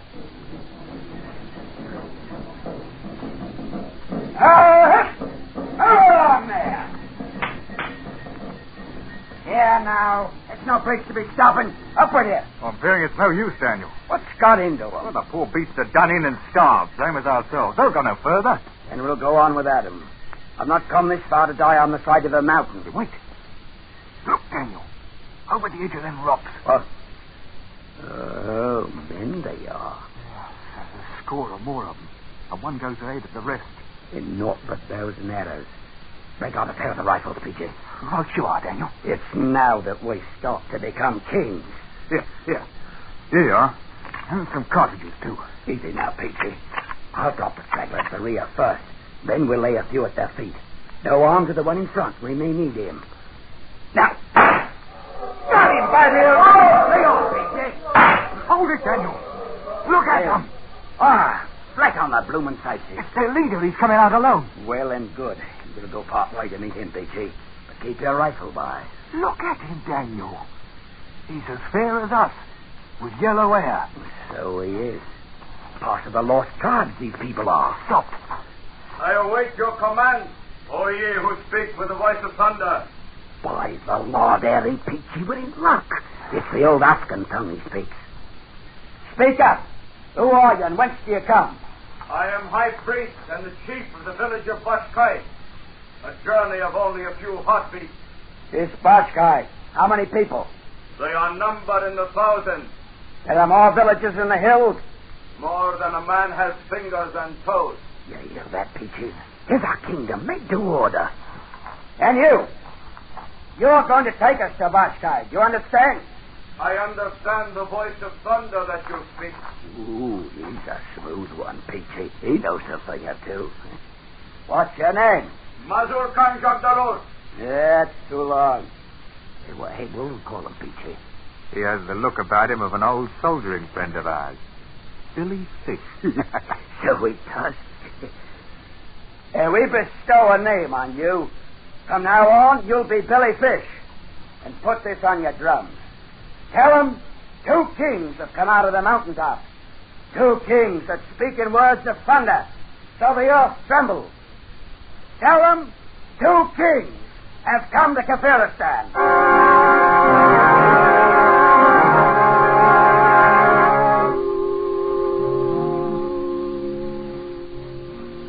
That you, Peachy? Daniel? Why are you sitting out here in the dark? I've been thinking. Man has to stop and think sometimes. About anything special, Daniel? Look at him, Peachy. Look at that blinking campfire that's gleaming in the dark. Like the jewels in the crown. Yes, Daniel. You've done a fine job for sure. All 23 villages you joined together as one. Yeah, it is the army you trained to be thanked for it. 2,000 men with a fair knowledge of bearing arms. Some of them's a bit green at it yet. Yeah, they're ours now. Every man, jack, woman, and child. We own them, body and soul. Yes. We're kings now, Daniel. Not proper kings yet, but we will be. Yeah, sooner than you think, Peachy. How's that? Now, Billy Fish told me something today that fair amazed me. These people know the craft. You mean they're Freemasons? Daniel, it ain't possible. So help me, it's gospel true. He gives the grip and everything. It's all the craft is. Older than the memory of man. And up here in the hills, they've been preserving it all these years. Why, some of the high priests know up through the fellow craft, but they don't know the 3rd degree. You see it, Peachy? They don't know the 3rd degree, but we do. And, Daniel, what is it you're fixing to do? Do? We're going to be proper kings. We got them going and coming now. I'm going to turn the whole country into one grand lodge, raise some of the priests to the 3rd degree. And for me, I'll be the Grand Master of Kafiristan. You ain't got the right to. We've never been officers in no lodge. Right. What's a king got to do with asking for a right? I'm against it, Daniel. It's no good to go fooling around with the craft. You talk like an old woman. The thing will work. I know it will. We'll make it a bloomin' ceremony. Regular aprons with the symbols and the marks. All for us, Peachy. The kings of Kafiristan.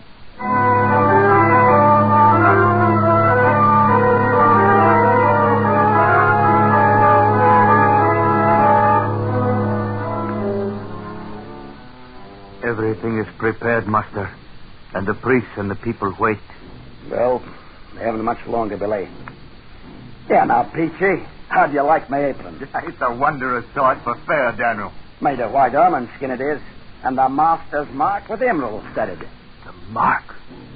You know the meaning of the mark? That I do. What's got into you, Billy? It is a thing that's passing strange, master. Yeah, strange and lavish. Come along now. Ready, Peachy? Right with you, Daniel. Then out we go, onto the temple steps. We'll give them what for. Knock the blinking eyes out, that's what we'll do. Look at them, Peachy. Right down on their blooming knees and yelling their fool heads so. Oh, it's a good thing to be a king, Daniel. The mark. Behold the mark. Yeah, now. What's wrong with the priest, Billy? It looks like trouble, Daniel. No. Stand where you are, master. They recognize the mark. Yeah, that great stone in the floor. Why did they turn it over? Wait. It's the same. He bears the mark. The promise. Speak up, Billy Fish. What's the meaning of it? See for yourself. Look. Daniel. Carved on the back of the stone. Is the master's mark all right? And the same as the sign you wear. Only a few of the priests have known of the hidden mark on the stone. What does it mean? The many who have doubted you are a god doubt no longer. And you, Billy, what do you think? I, master? I think that now it is the time for these. Ooh, Daniel! Golden crown! Aye, how they glitter. Fit for the brow of the king. It's what we came for. Here now, put 'em on. We'll crown ourselves in our own right. Now, listen to 'em. You know something, Peachy? We come here to be kings, and that we are, all right. But blamed if we ain't a couple of bloomin' gods to boot, with 1,000,000 people bowing on their knees.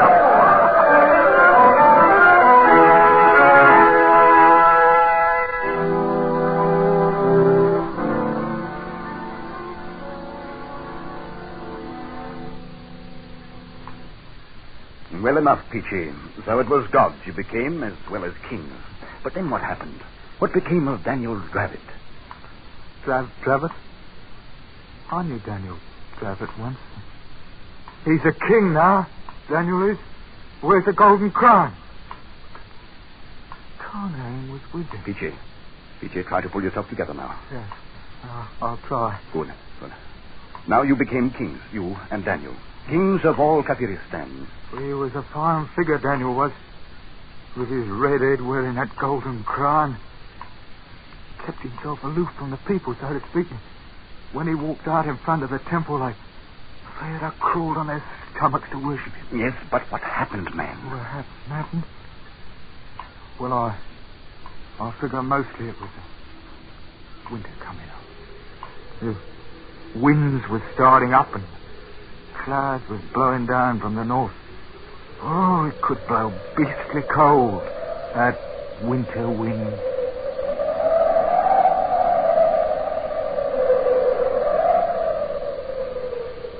Who's out there? That you, Billy? Confound it anyway. Here now, what's this? I have brought you food, master. Stew of the wild sheep with curry and rice. Oh, up off your knees, girl. Bring it inside. Thank you, master. Place it there. Now. You're a well-favored wench. I do not understand. Why are you crawling on your knees? It's a fitting way to approach the god of Kafiristan. What's your name, girl? Maruma Benjab. Marum, huh? You married? It has not yet been my happy fortune, master. You afraid of me? You are a god. Yeah, I mean, how do I seem to you? You find me pleasing or what? Your face is more wondrous than the noonday sun. And your look, the look of eagles. Yes. Very well. You may leave now. Thank you, Master. Marum,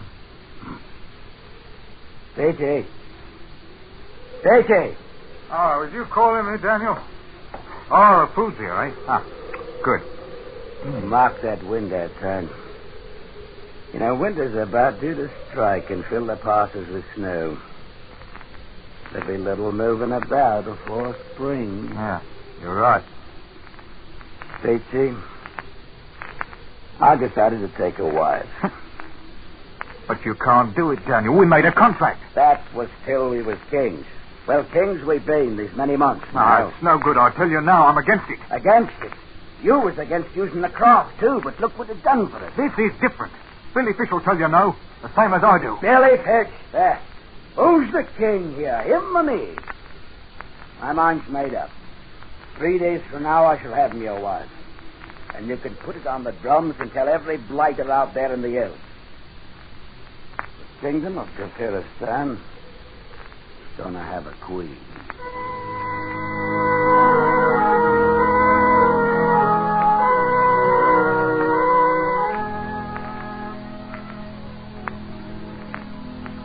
What's keeping her, Peachy?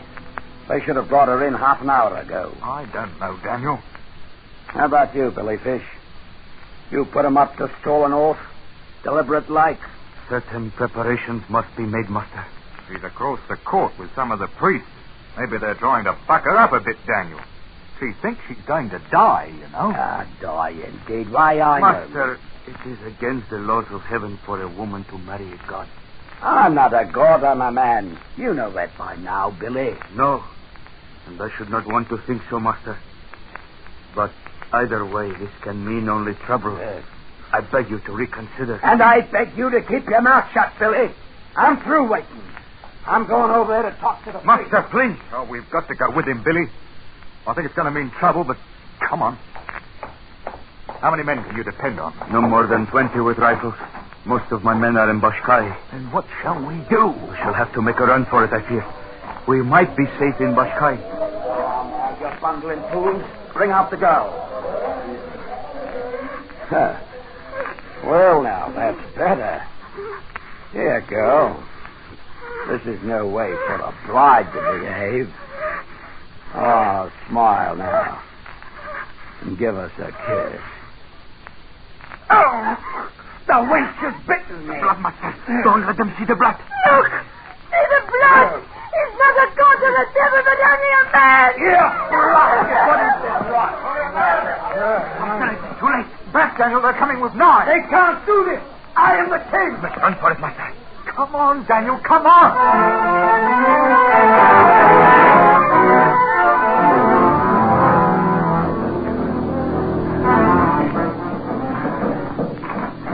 Confounded Eden. I'll come back. I'll come back and beat the blasted edge in. That's what I'll do. Yes, Daniel. Yeah, we'll be back, all right. How much further, Billy? Only a short way beyond this ridge, Master. Well, so far, so good.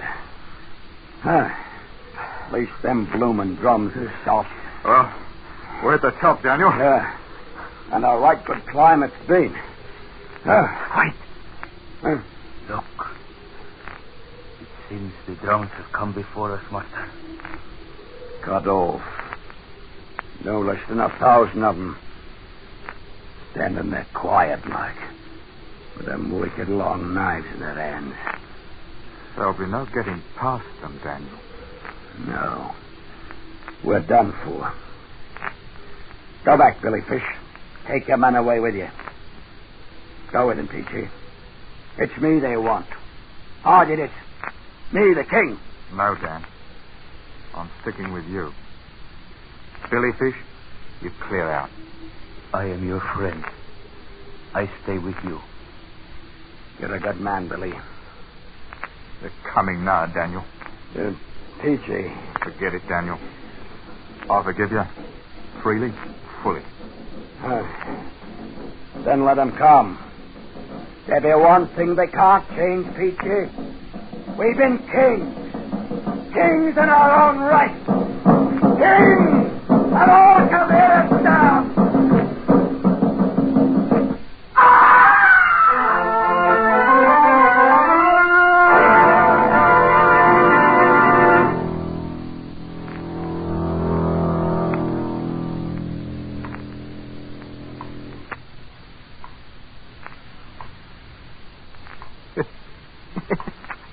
Yes.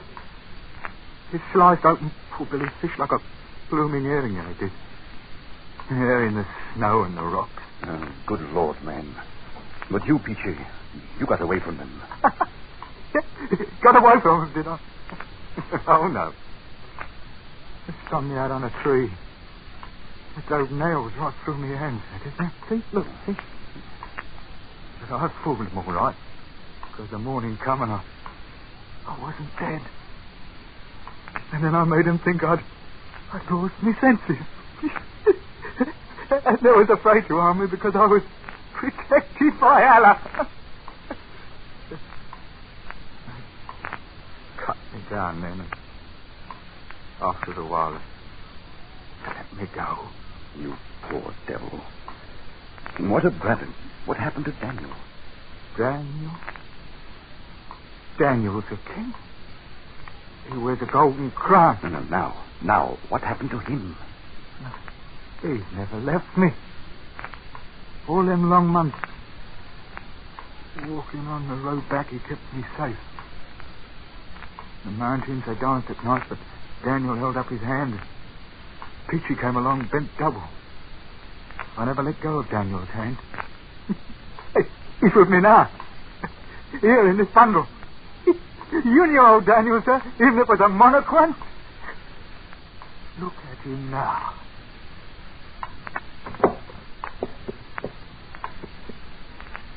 Oh.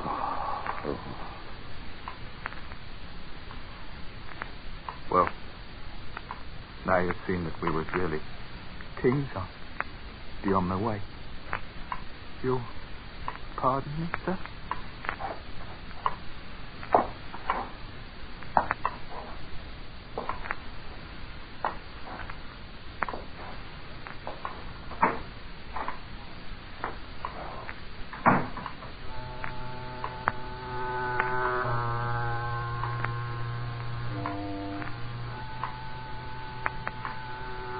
I let him go. There was little else to do. He was only hours away from his death. I sat there and stared at the bundle he had left lying on my desk. Stared as the pale shafts of dawn struck fire in the red beard. Stared at the golden crown sitting too large and heavy upon the wrinkled, mummified head of Daniel Gravitt, the man who would be king.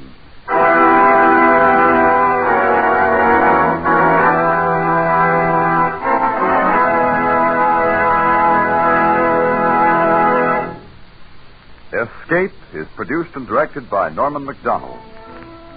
Tonight we have brought you The Man Who Would Be King by Rudyard Kipling, adapted for radio by Les Crutchfield, with editorial supervision by John Dunkel. Featured in tonight's cast were Ben Wright and Wilms Herbert, with John Daner, Peggy Weber, and Jack Crucian. Special music by Ivan Ditmars.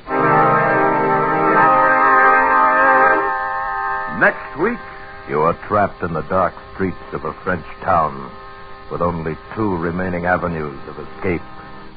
The workshop of a fearsome knife maker or the arms of a dangerous woman.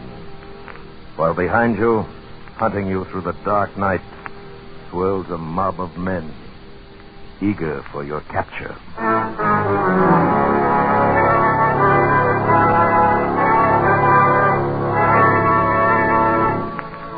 Next week, we escape with Vincent Starrett's strange story, The Fugitive.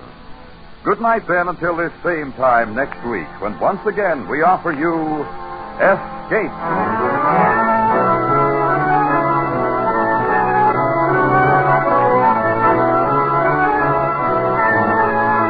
This is CBS, the Columbia Broadcasting System.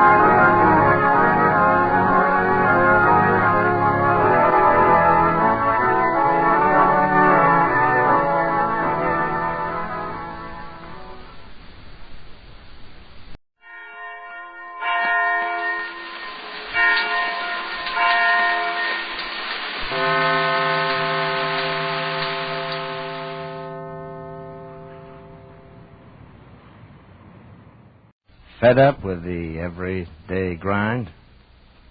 Tired out from the summer heat? You want to get away from it all? We offer you Escape. Escape, designed to free you from the four walls of today for a half hour of high adventure. You are trapped in the dark streets of an old French town with two remaining avenues of escape. The workshop of a fearsome knife maker, or the arms of a beautiful but deadly woman.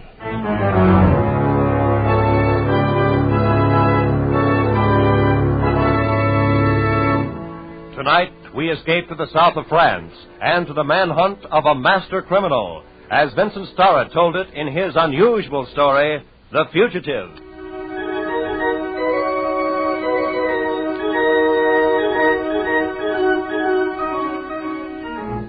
I had been 6 months in the prison of Tarentelle at the top of the hill above the little village of Saint-Just. As you know, of course, Saint-Just is in the very south of France, buried in those dark forests that lead up to the great crags of the Pyrenees. I was enjoying this enforced hospitality after having been convicted as a thief, and quite rightly so. Oh, it is the fancy of some men to become bankers, of others soldiers. It had always suited my own fancy to be a thief. But no matter. Day after day went by, with nothing to do but to look out over the forests, watch the sunsets and the lights in the Chateau de Montaut, and 6 months began to seem like a lifetime. So, in my customary logical fashion, I decided to escape. Monsieur Duplessis. You were addressing me, Monsieur Lemieux? Mon Dieu, who else? Do you think I expect to find you entertaining visitors behind this iron door? Who knows what a detective may think? I have never found enough mentality in one to be able to analyze it. You still have spirit, Duplessis. What a pity for it to be wasted in a prison cell. Well, I confess I would much rather be outside there with you than inside here or with me. And I can almost wish that you were. Perhaps then I would not be so bored. Oh, my deepest sympathy, Lemieux. Have the wine cellars at the chateau gone dry? Does the seigneur no longer serve those luscious meals you have told me so much about? I've grown weary of it, my friend. I am a hunter of men by nature, not a bon vivant. Sometimes I wish you might contrive some means of escaping. I should enjoy the sport of tracking you down again. In that case, monsieur, the key. So I dare say it would be rather easy the second time. I know just how your mind turns all your little fancies. Well, the key, monsieur. And, too, I'm a master of disguises. Should you pause by a stream, the fisherman who handed you a drink would suddenly turn out to be Lemieux. You astonish me. You would perhaps register at an inn. Then the clerk would smile at you, and you would see... Permit me, Lemieux. Well. Why dream of the impossible, Duplessis? You have another 4.5 years to serve in Tarentelle, and I am dining at the Chateau de Montaut in an hour. So... Lemieux, why not imagine I am contriving some way to escape? That should give you an appetite. Duplessis, your waiter has deserted you. You speak of absurdities now. Perhaps you are right. Au revoir, monsieur.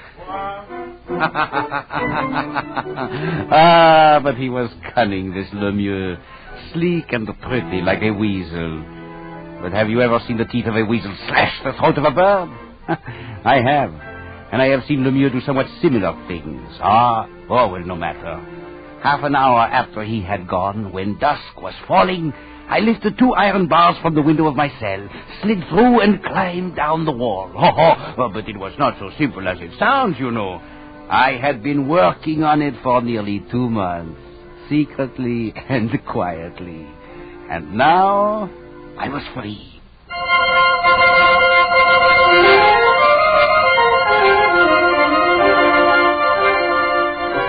I slunk furtively and fearfully through the underbrush, making my way rapidly toward the village of Saint-Just at the foot of the hill. Behind me, at any moment, the great gun would boom from the walls of Tarentelle, informing the world that one of the prisoners had made an escape. Ahead of me, faint flares of lightning warned of a storm to come, while my heart beat a pace with my footsteps. I thought to myself, how terrible indeed is this business of freedom. How much simpler it is to be in prison. Well, as you may have perceived already, I am something of a philosopher. Well, no matter. It was then that I suddenly saw a light gleaming ahead of me, and I began to hear a strange sound. I could make out the shape of a small, open hut a few paces ahead of me. The light was thrown out by the glowing coals in a forge, and the sound was made by an old man beating out a piece of metal on an anvil. He was small, wrinkled, and bald except for 2 white tufts of hair that grew in front of his ears. As I drew near, quietly, I could see that he was making a knife, and that other knives hung on the walls of the hut, and I had no weapon. And I began to wonder if, by some means, I might steal one from him. Come in, my son. Huh? It may start raining any moment. Well, merci, monsieur. I'm a stranger hereabouts. I lost my way in the wood. No need. I understand. You are a maker of knives? Oui, monsieur. You would like to have one, perhaps. Well, old man, the fact of the matter is that being a law-abiding citizen, I really have little need of a knife. However, they are pretty, and the forest is very dark. But I am at the moment without funds, so... There is no charge, my son. Here, look at this one. Ah, it is a beautiful knife. Try the edge. It is quite sharp. Mon Dieu, you are right. This weapon would suit a king himself, or a prince of thieves. You are a philosopher, my son. Or a thief. But what? There are words engraved on the blade.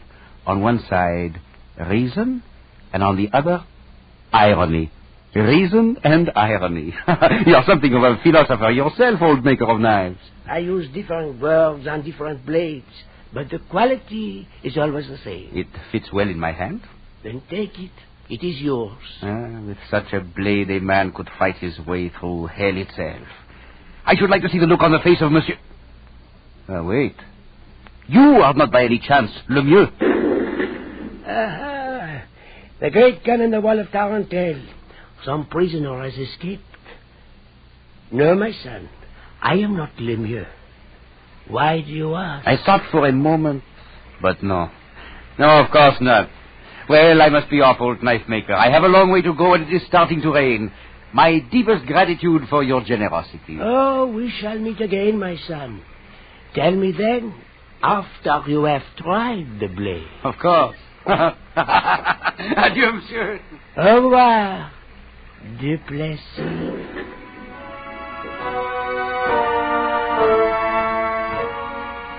I was not afraid anymore. The rain smashed and splattered in the trees, and the dark shadows became old friends. I ran through the night, laughing, and sometimes singing, slashing with my knife at the leaves on the branches. Reason and irony, slash. I forgot the prison behind me, forgot everything except my goal. A tiny cottage standing at the very outskirts of Saint-Just. Marie Simard would be waiting there where I had left her. Soft, warm, beautiful Marie, of whom I had dreamed every night in that cursed cell. We would go into the village together, then to the inn of Paul Despard, and with the bag of jewels I had left with him, escape to the Spanish frontier, to freedom.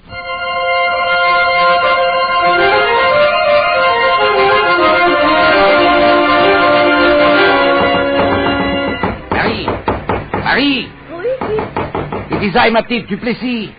Open the door, quickly, please. But you... Hi. Inside first. That is better. The shutters? All closed. Good. Come now, tell me how glad you are to see me. Oh, I am glad, but surprised. How are you here? They have not released you? Not intentionally, my dear. I reviewed my own case and decided, Duplessis, you are really a very fine fellow and by no means belong here. So I released myself. You have escaped then? Not completely, or at any rate not yet. What? Oh, what a lovely scent you are wearing, married mon âme. And that dress, a new one, is it not? Oui, mon cœur. It was given to me by the old woman who lives in the next cottage down the way. Well, I must leave a small diamond for her after we have seen Paul. Paul Despard, you are going to see him? But of course, ma jolie, we shall need money to live in Spain. I see. Please, mon cœur, you are very wet. You must be tired. Rest here in this chair while I run down to the old woman's and bring wine and little cake. No, Marie, there is not time. It will only take a moment. We can go to Paul's afterwards. Surely you know you are safe here with me. Safe while Lemieux is out there someplace. Lemieux? The others, the soldiers and the guards, they are fools, but not Lemieux. He is cunning. I am beginning to fancy that I see him behind every face I meet. But surely you do not think... Oh, ma chérie, of one thing I am certain, that you are not Lemieux. Oh, come, I must touch you. It has been such a long time. You're so wet. Perhaps I should go borrow a dry coat for you. No. The rain has stopped. I shall be dry by the time we reach... The little ring I gave you. The one with the heart. You are not wearing it. I put it away. I did not wish to wear it until you were with me again. Which I am from this moment on, ma petite. So... No, please, this is no time to waste. We must leave now and hurry. We'll go to Paul Despard's this moment, now.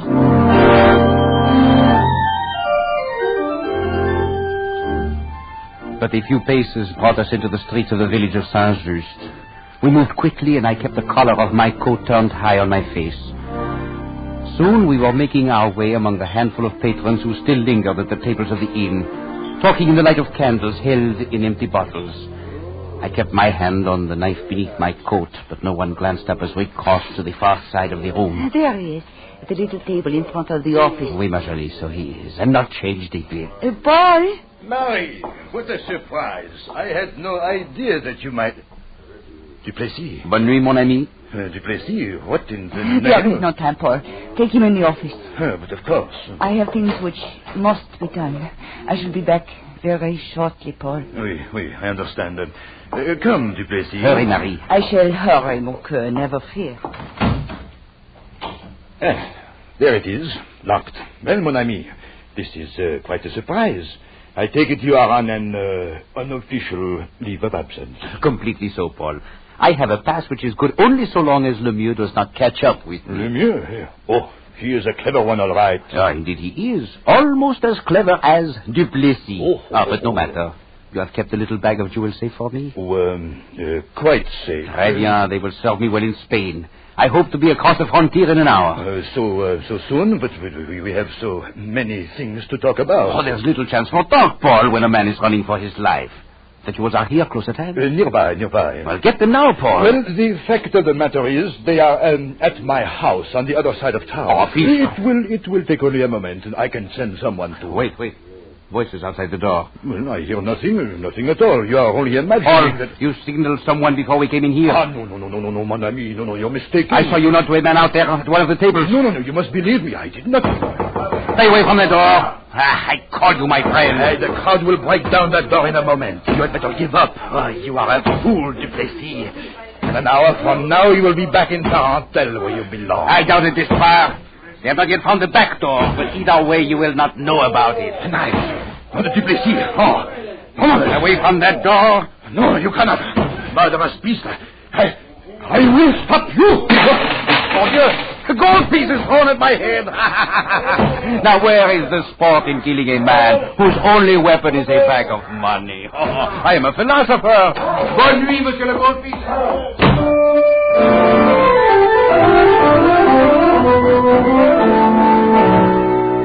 I ran down the dark streets from the back of the inn, turned corners, dodged away from the shadows. Far off, like the sound of hunting dogs, I could hear the voice of the mob. I knew not where to find Marie, nor of any man now who might be trusted. I ran blindly. One direction was as good as another, and the things of reality became clouded with those of imagination, so I could no longer tell them apart. Such is the great fear of the hunted, which knows only to run from one unknown to another unknown, but always to run and run and run. I had come to an unfamiliar part of the town, into an open square with a building facing me. People moved past slowly, but they paid no attention. and I knew they were not part of the mob which followed. Then I saw that all of them were going through the door into the great building. The cathedral. Oh, voila, what a place to hide for a moment. I joined them and was carried along in the crowd.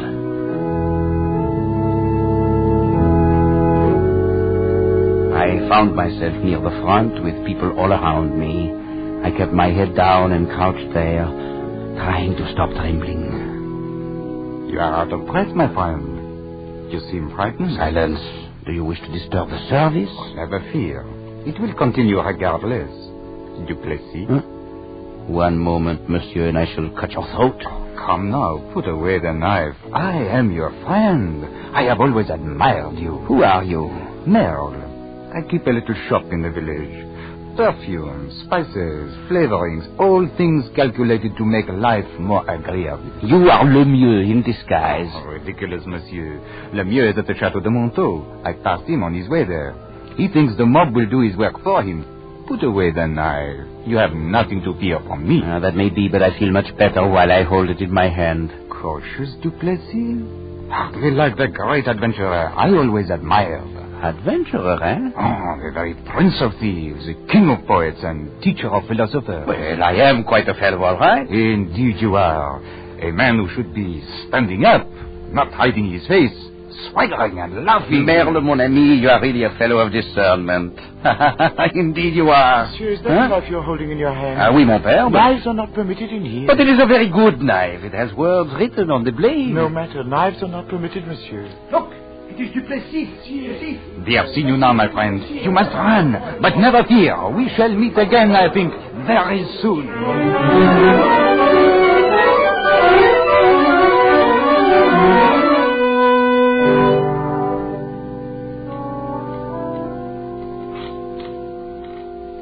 I escaped from them again and found myself finally on the outskirts at the far side of town. I knew not where to go next. I looked up and my eyes fell upon the lighted windows of the Chateau de Montaut, standing alone above the countryside at the very top of a point of rock. A sudden thought occurred to me. Brazen and audacious.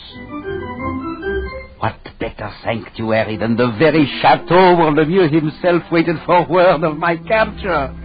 I smiled to myself in the darkness and then began to climb swiftly up the face of the rock.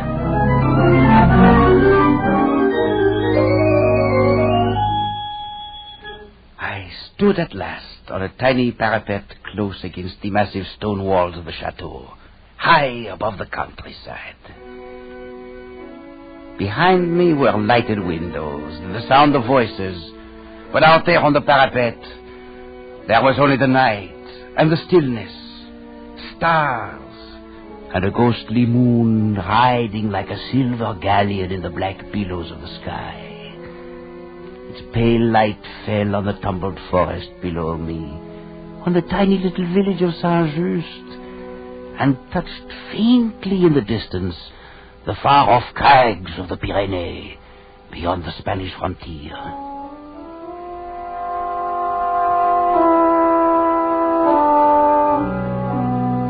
I do not know how long I stood there, looking down upon the world. Perhaps I was a little mad by then, of that I'm not quite sure. Suddenly I saw someone coming toward me on the parapet. They had not yet seen me. Bonne nuit, mademoiselle. What? Who is it? It is I, Marie Duplessis. Huh? What are you doing here? A very good question. As a matter of fact, I think I shall use it myself. What are you doing here? I came here to find the mirror after I lost you, of course. And you found him, I trust? Oh, oui, Monsieur is inside in the banquet hall with the others. I thought that if he should find you, then I would be there to help. How thoughtful of you, ma jolie. But to help whom? But you, of course. Oh, how can you doubt me? Oh, very easily. This night, in fact, I believe I could doubt the universe itself. Oh, no, chérie. You only say such things when you are fancying yourself a philosopher. Or a fool, which is much the same thing. But here, look at you. Another new dress. The old woman is very good to you, Marie. I am quite grateful to her. And did she also give you the ring, my dear? The ring? Oui, the ring you are wearing. The ring which I saw so many times on a hand that would grasp the bars of my cell, the hand of Lemieux. Madame de Plessis, I swear to you it is nothing. I found it. Found it? Perhaps in the same place where you lost mine. No, put away the knife. It is all a mistake. It was you who brought them up to the inn, and Paul knew you had gone to do it. No, it was someone else. Please, do not kill me. Let me go. Go where? Back inside to warn Lemieux that I am here? No, I shall go down the path here, see? Oh, you cannot kill me. You loved me once, do you not remember? Please, let me go. Go then. Go quickly before I change my mind. I am going. I will not harm you. To detest a woman thoroughly, it is necessary first to have loved her.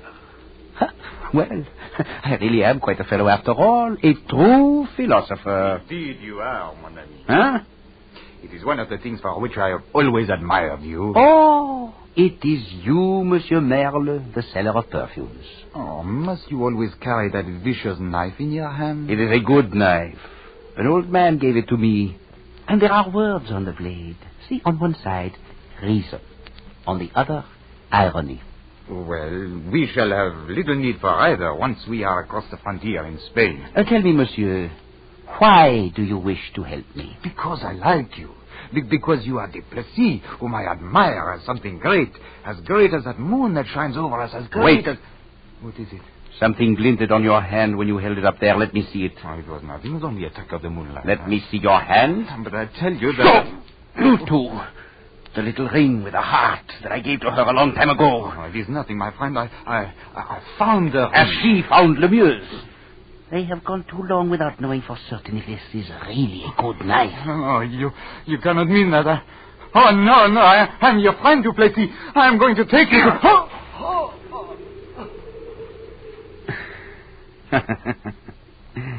Take me where, monsieur?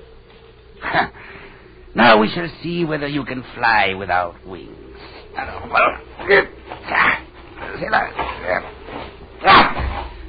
There.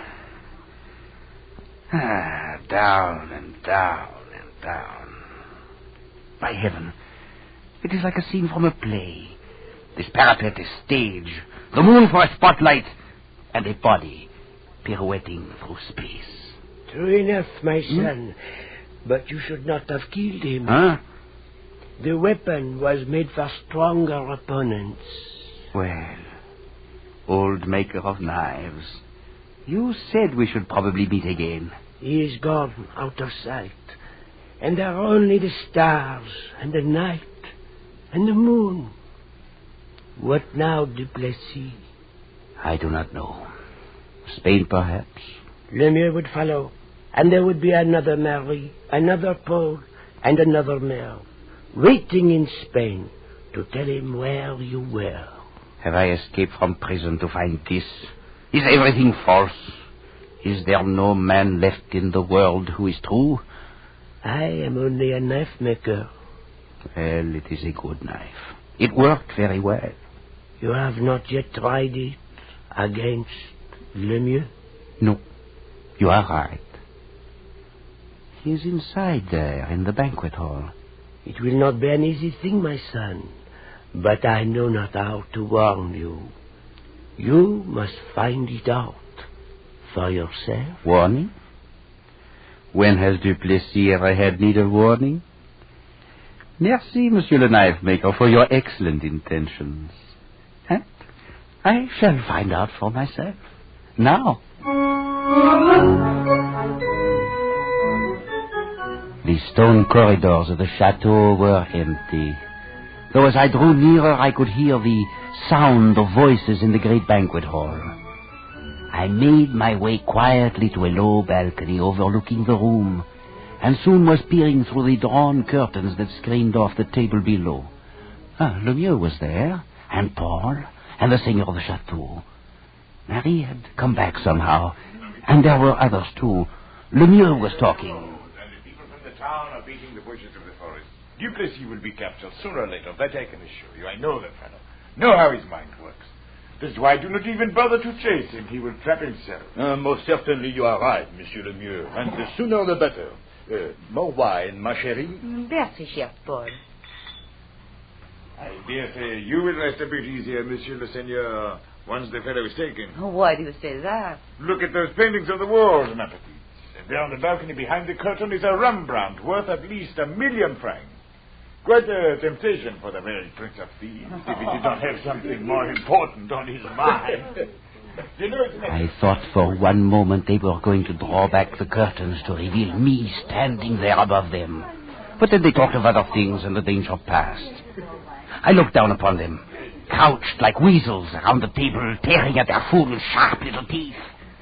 Half mad from the fear of being hunted, I began to fancy that they were all animals, and their wine was the blood of birds. While I stood there watching, Merle came in quietly and sat down with him. Merle, whom I had killed and thrown from the parapet. I realized then what the old maker of knives had tried to tell me. I had not killed Merle, but only thought I had done so. For how can a man kill his own vanity? And Paul would always be here, of course, ready to buy and sell with his bags of gold. And Marie, too, luring me with a voice filled with a warm softness of pleasure. And Lemieux, incarnation of fate, the hunter of men, what of Lemieux? As I stared through the curtains, I knew suddenly that I could never kill Lemieux, that he would take me sooner or later. For in my half-crazed mind, every face now looked the same. And every one was the face of Lemieux. I turned to look at the tall painting, the Rembrandt that hung on the wall behind me. It was the portrait of a cavalier, proud and haughty, frozen in a pose of nobility, with one hand resting on his sword.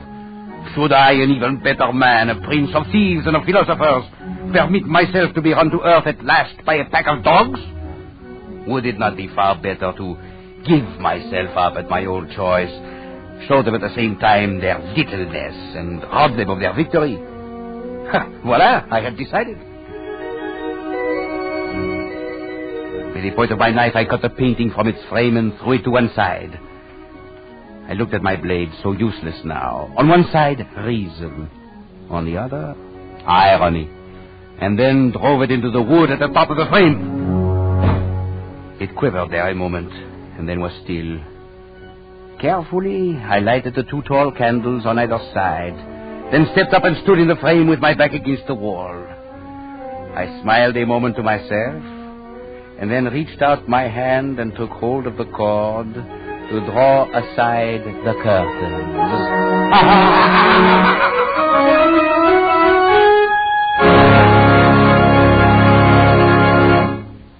Escape is produced and directed by Norman MacDonald. Tonight we have brought you The Fugitive by Vincent Starrett, adapted for radio by Les Crutchfield, with editorial supervision by John Dunkel. Featured in tonight's cast was Louis Van Rooten, with Ben Wright, Gloria Blondell, Barry Kroger, Wilms Herbert, and John Boehner. Special music by Ivan Ditmars. Next week. You were trapped aboard an ill-fated ocean liner, captained by a dying man, while a mysterious passenger, haunting you, menacing you, seems intent on sending you to destruction.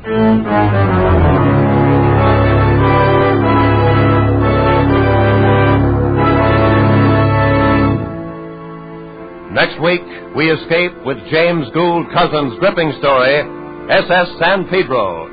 Good night, then, until this same time next week, when once again we offer you Escape.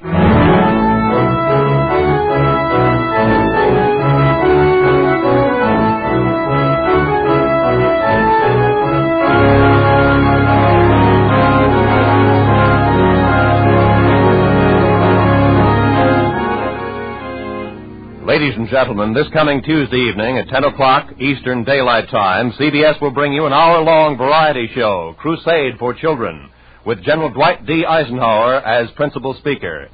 It's a problem concerning every American, the hungry children of Europe. Remember, 10 o'clock Eastern Daylight Time, Tuesday, August 17th. Roy Rowan speaking. This is CBS, the Columbia Broadcasting System.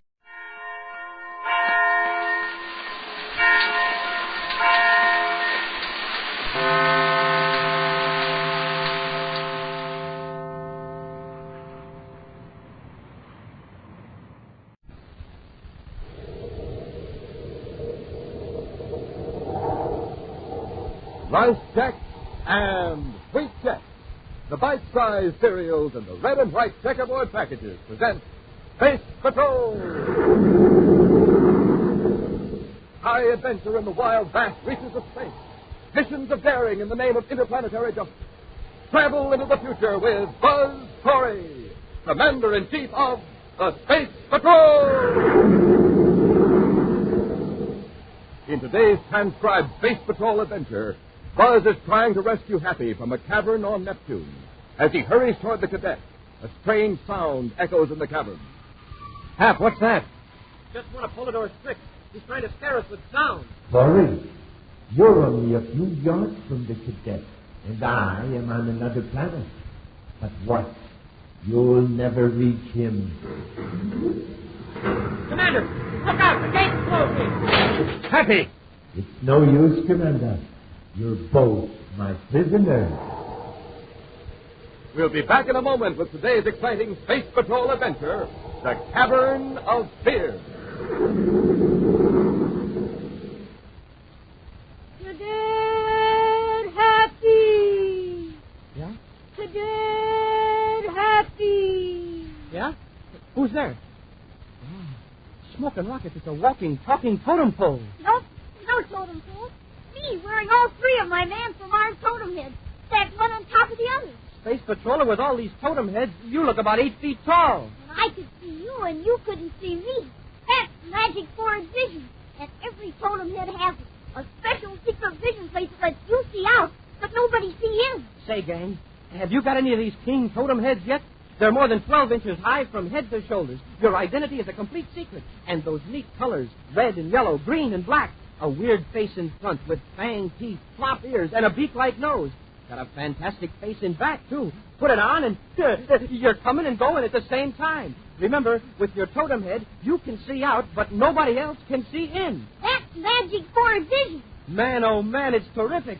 Get a lot of totem heads, and you can be a walking, talking totem pole. Like my pal here. It's easy to get him, too. And send for yours today. For every Man from Mars totem head you want, send a Rice Chex or Wheat Chex box top, together with your name and address and 25 cents in coin to Space Patrol, Box 686, St. Louis, Missouri. Don't forget your 25 cents. That's Space Patrol, Box 686, St. Louis, Missouri. Now today's Space Patrol adventure, The Cavern of Fear. Exactly 7 minutes after the report of the robbery, Commander Corey and Cadet Happy were in Division A of the Express Office of the Paris Police Force. That anyone could successfully carry off a robbery in Division A was incredible. For 15 years, Sam Grady had observed the formal security regulations as chief agent of Division A, observed them faithfully, but without the slightest suspicion that anyone would dare to violate them. Yet here is Sam Grady, his head still throbbing from an aching blow, face to face with the Commander-in-Chief of the Space Patrol, trying to explain a robbery that just couldn't happen. All right, Grady, let's go over it once more. Everything was all right at your check-in time at 2200 hours. You came in here and opened the safe. That's right, Commander. I took the package of Zyklon crystals out of the safe. All right. You had the package. You closed the safe.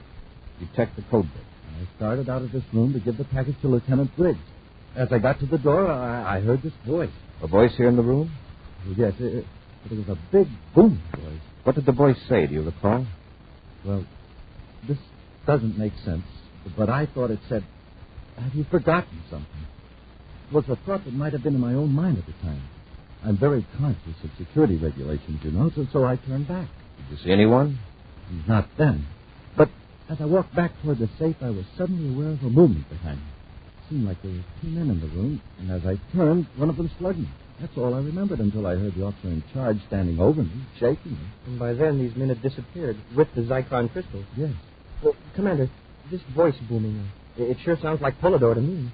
Polidor? He's behind several major robberies, but as some means he's able to project his voice to direct members of his gang. Whatever this device is, it enables Polidor to see and hear as well as project his voice. Unless we grant Polidor magic powers, this device has to be planted at the scene of times by human agents. I don't see how any device could be hidden in here, in Division A. And yet that voice, it was so full and powerful. I'll check behind these files, Commander. Maybe Just there's a minute, Happy. Come here. Yes, sir? What's that on your shoulder, that white powder?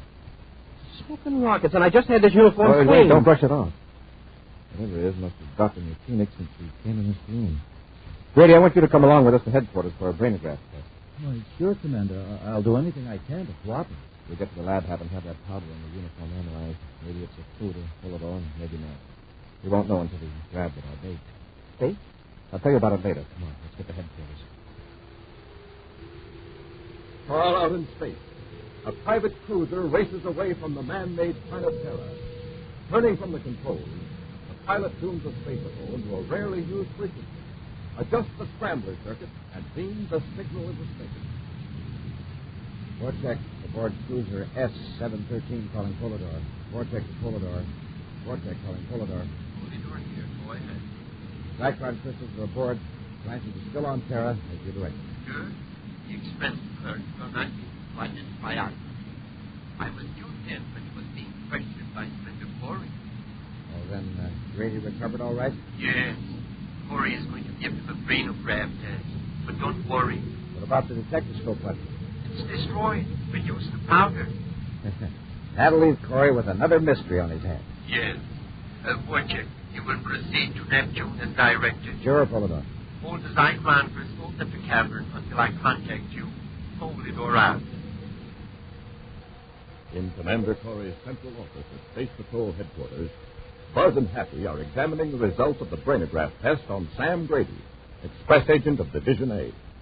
Well, one thing's sure. Grady wasn't in on the job. No, everything he told us was the truth. He wasn't even guilty of carelessness. Polidor's men had everything figured down to the last detail.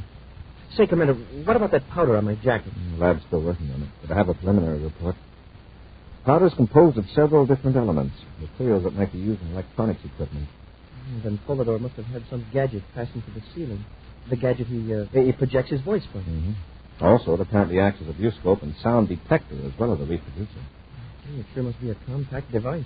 Judging from the amount of powder, the whole thing couldn't have been much larger than a coin. Well, some of the material may have been completely vaporized. Or telling your jacket was just gas. Yeah, but how was it destroyed? Possibly by vibration. Polidor heard me tell you to search the room. He may have transmitted a frequency that disintegrated the device. I'd sure like to know who planted it then. Say, back in Division A, you mentioned something about a trap for Polidor. How are you going to work it? Already in operation, Pat. A group of businessmen are holding an important meeting in the green room at the Terra Hotel. Discussing a financial matter I'm sure Polidor will be very interested in.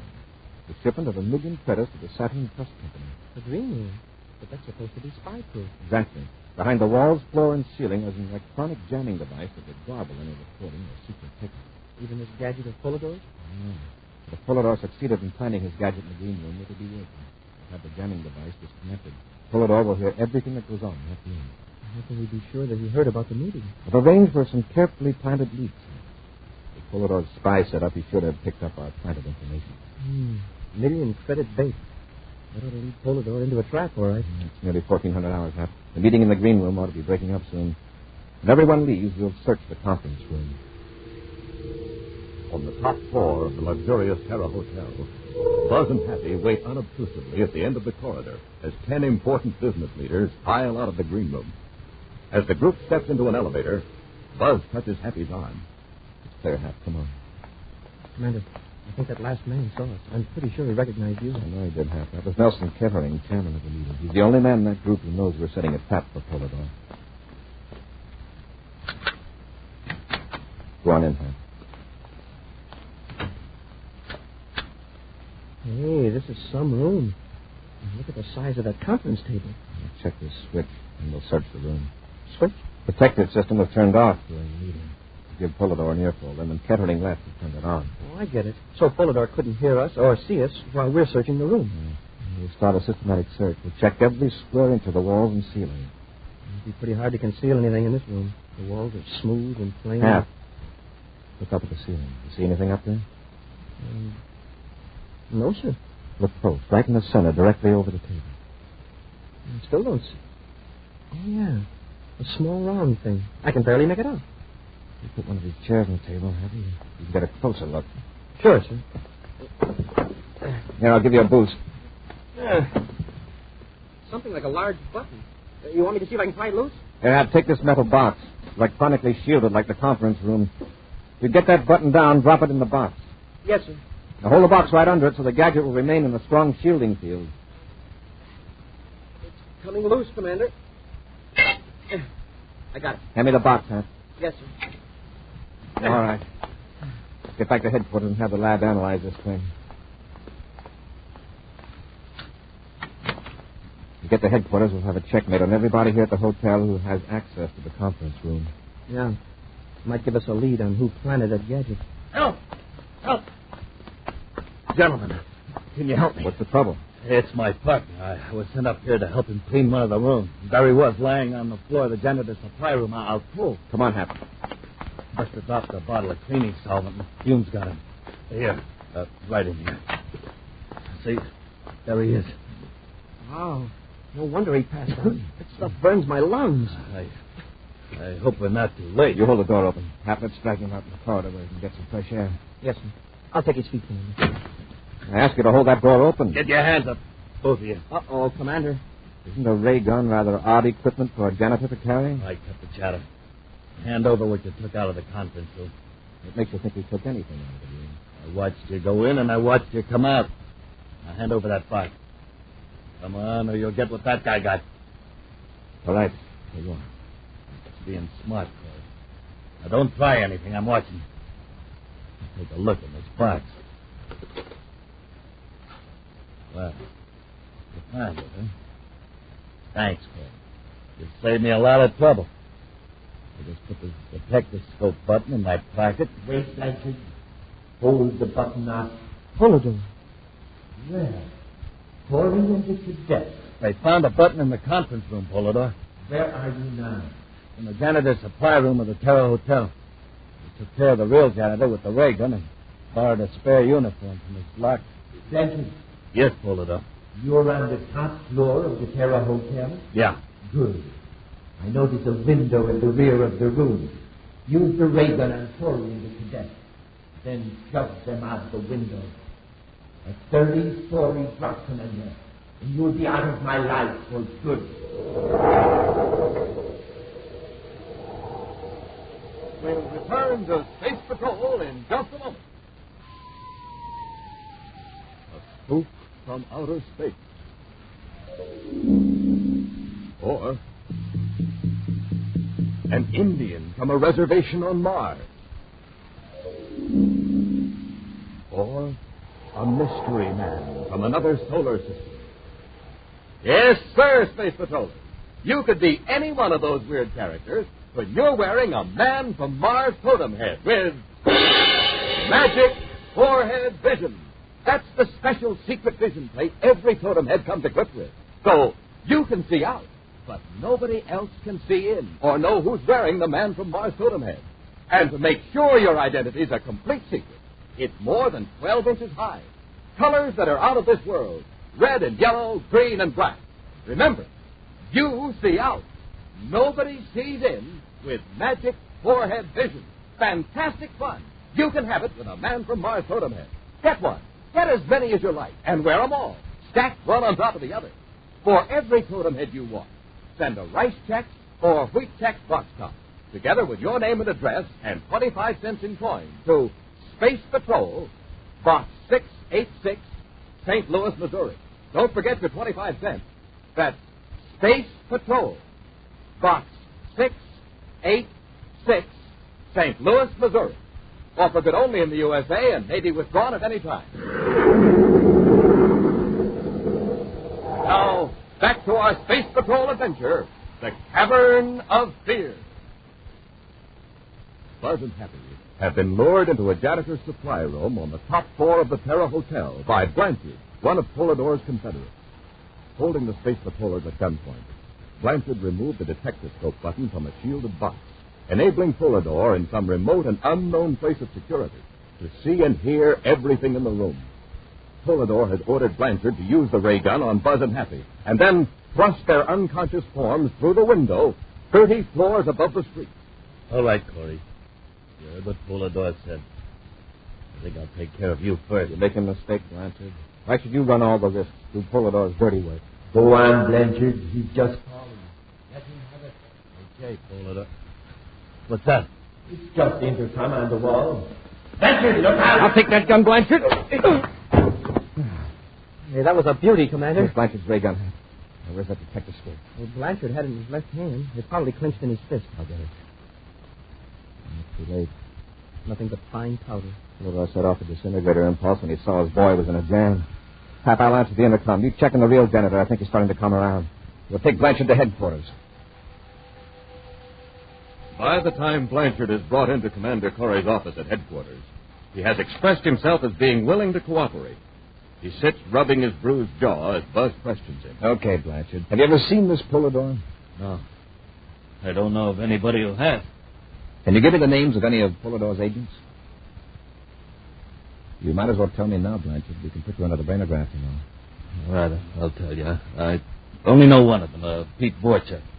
I worked with him once. Where's Vorchek now? I don't know. He split up after a job at the express office. Oh, the Zyklon theft. Vorchek had his special orders. I had mine. But wait. But Vorchek and I got pretty chummy. He told me a couple of things I wasn't supposed to know about the cabin. What cabin? It's a place on Neptune, Sector 17K. Vorchek was supposed to go to the cavern with the Zyklon. And meet Polidor there, maybe? Yeah, I doubt it. Nobody ever meets Polidor, except probably one or two of the higher-ups. This cavern on Neptune, how many men are there? Probably just Vorchek now. Polidor doesn't like the boys to get together and compare notes. Unless what? Unless he's got somebody in the Cavern of Fear. Cavern of Fear? Well, maybe Vorchek is pulling my leg. The Cavern of Fear is supposed to be a place Polidor uses to throw a scare into wise guys that get out of line. Part of the cavern is cold and damp and pitch dark. Icy water drips from the walls.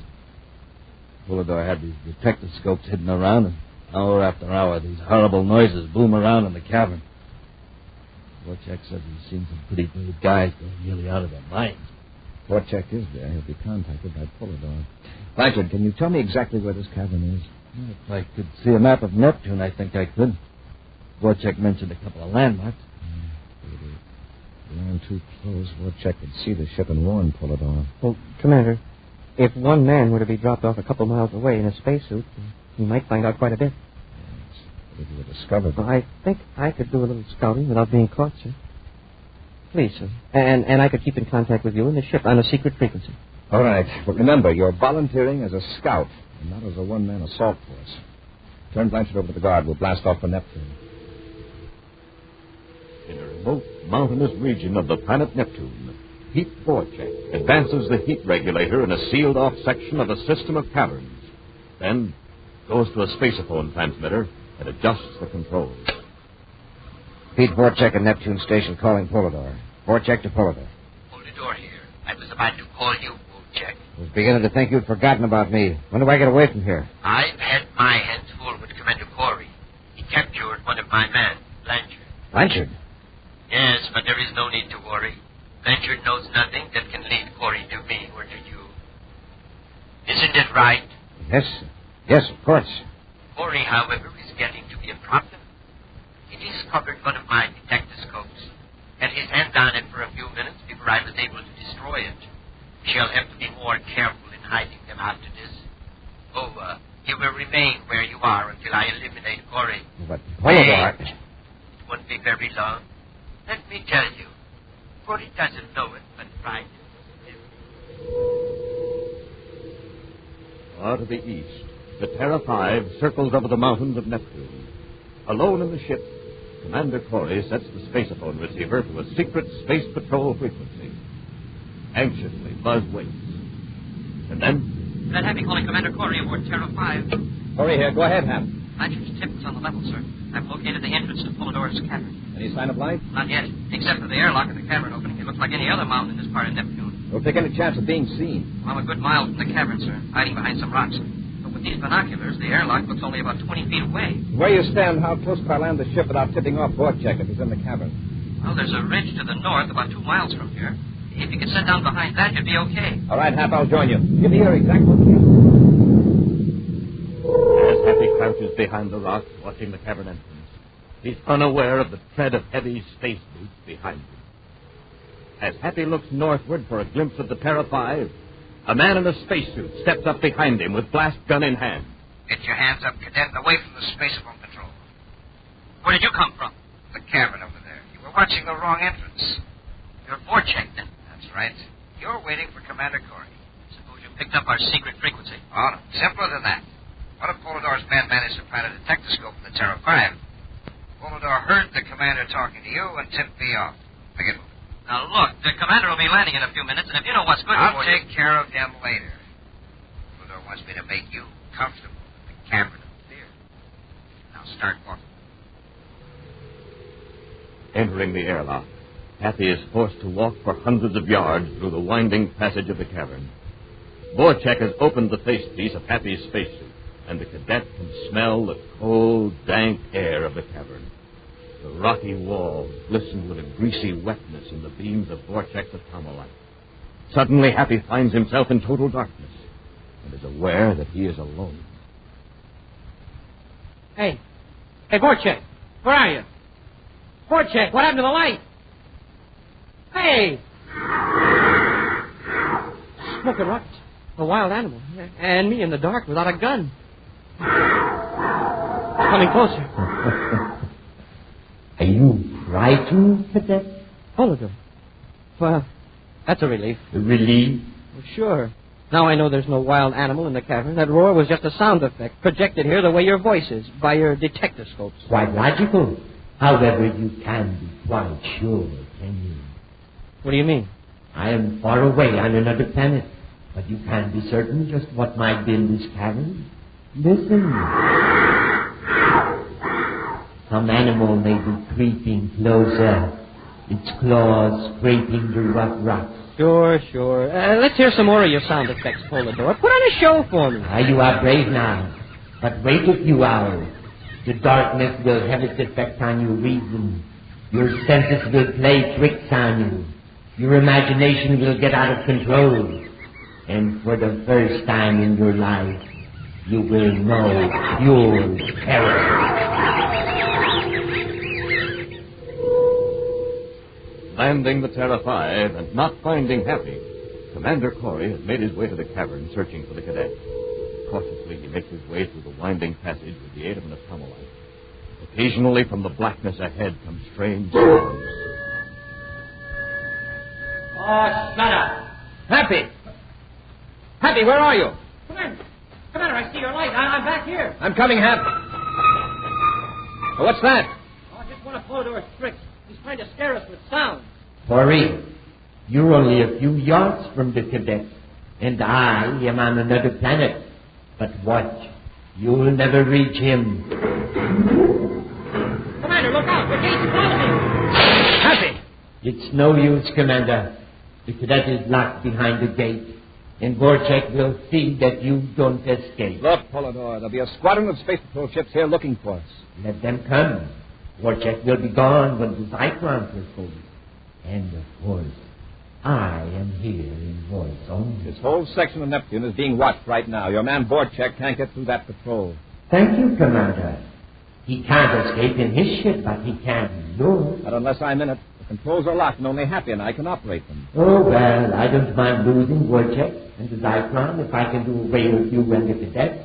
Vorchek can risk being shot down by your patrol ships if he likes.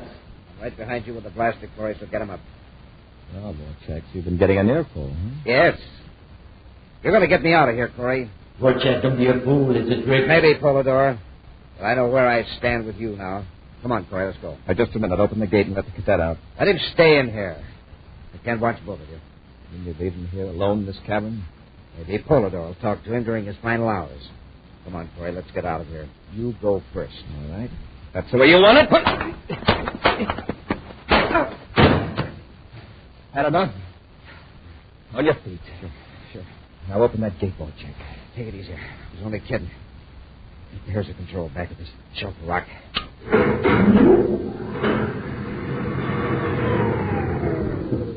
Commander! You okay, Hap? Oh, yeah. Oh, great. Hey, you've got Vorchek. He's riding back with us. Too bad we can't include Polidor. Did he give you a rough time? Well, he sure did. I didn't mind the bats and the leopards, but one sound really had me scared. I figured I was really off my rocker. What was it? Well, It was so real, I could almost feel it rubbing up against me. Even through my spacesuit. Boom. Rattlesnake? No, it was... Hey, I thought I heard it again. Just now. Look down at your feet. It's smoking rockets. A kitten. And it's real. Hap, don't tell me you're afraid of cats. Oh, no, sir. Not when they're real. But these imaginary cats that aren't there, I can't stand the sight of them. In just a moment, a preview of next week's exciting Space Patrol adventure, which will be brought to you by Nestle's Quick, for the greatest tasting chocolate milk and those famous Nestle's chocolate bars.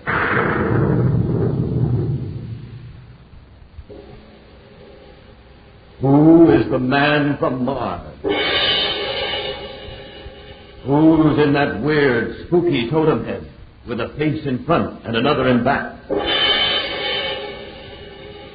Fellas and girls, it can be you. Yes, you can have this sensational totem head with magic forehead vision. Imagine, when you wear your totem head, you can see out, but nobody can see in. That's right. Magic forehead vision works only for you. When you're in that totem head, you can fool your best friend. Even your mom won't know it's you. It's easy to get your totem head because you drink that super wonderful, extra delicious Nestle's Quick, don't you? Sure. You know Quick makes the best chocolate milk in the universe. Well, just send the lid from the can of Nestle's Quick or a tracing of the front of the label, together with your name and address and 25 cents to Space Patrol, Box 686, St. Louis, Missouri. That address again, Space Patrol, Box 686, St. Louis, Missouri. You'll get your totem head soon, so you can be the man from Mars.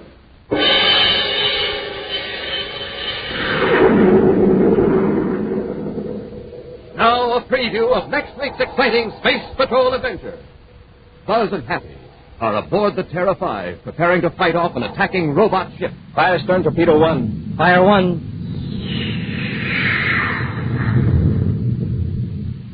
Surely you don't think I'm aboard this robot ship, Commander? In a few seconds, Polidor, there won't be any ship. Hey, Commander, the torpedo exploded short of the target. The ship is protected by a force field. Our torpedoes explode when they hit the field. That's right. You can't stop this robot ship. It's gaining on us, sir. If we don't act quickly, it'll ram us and blow us to bits.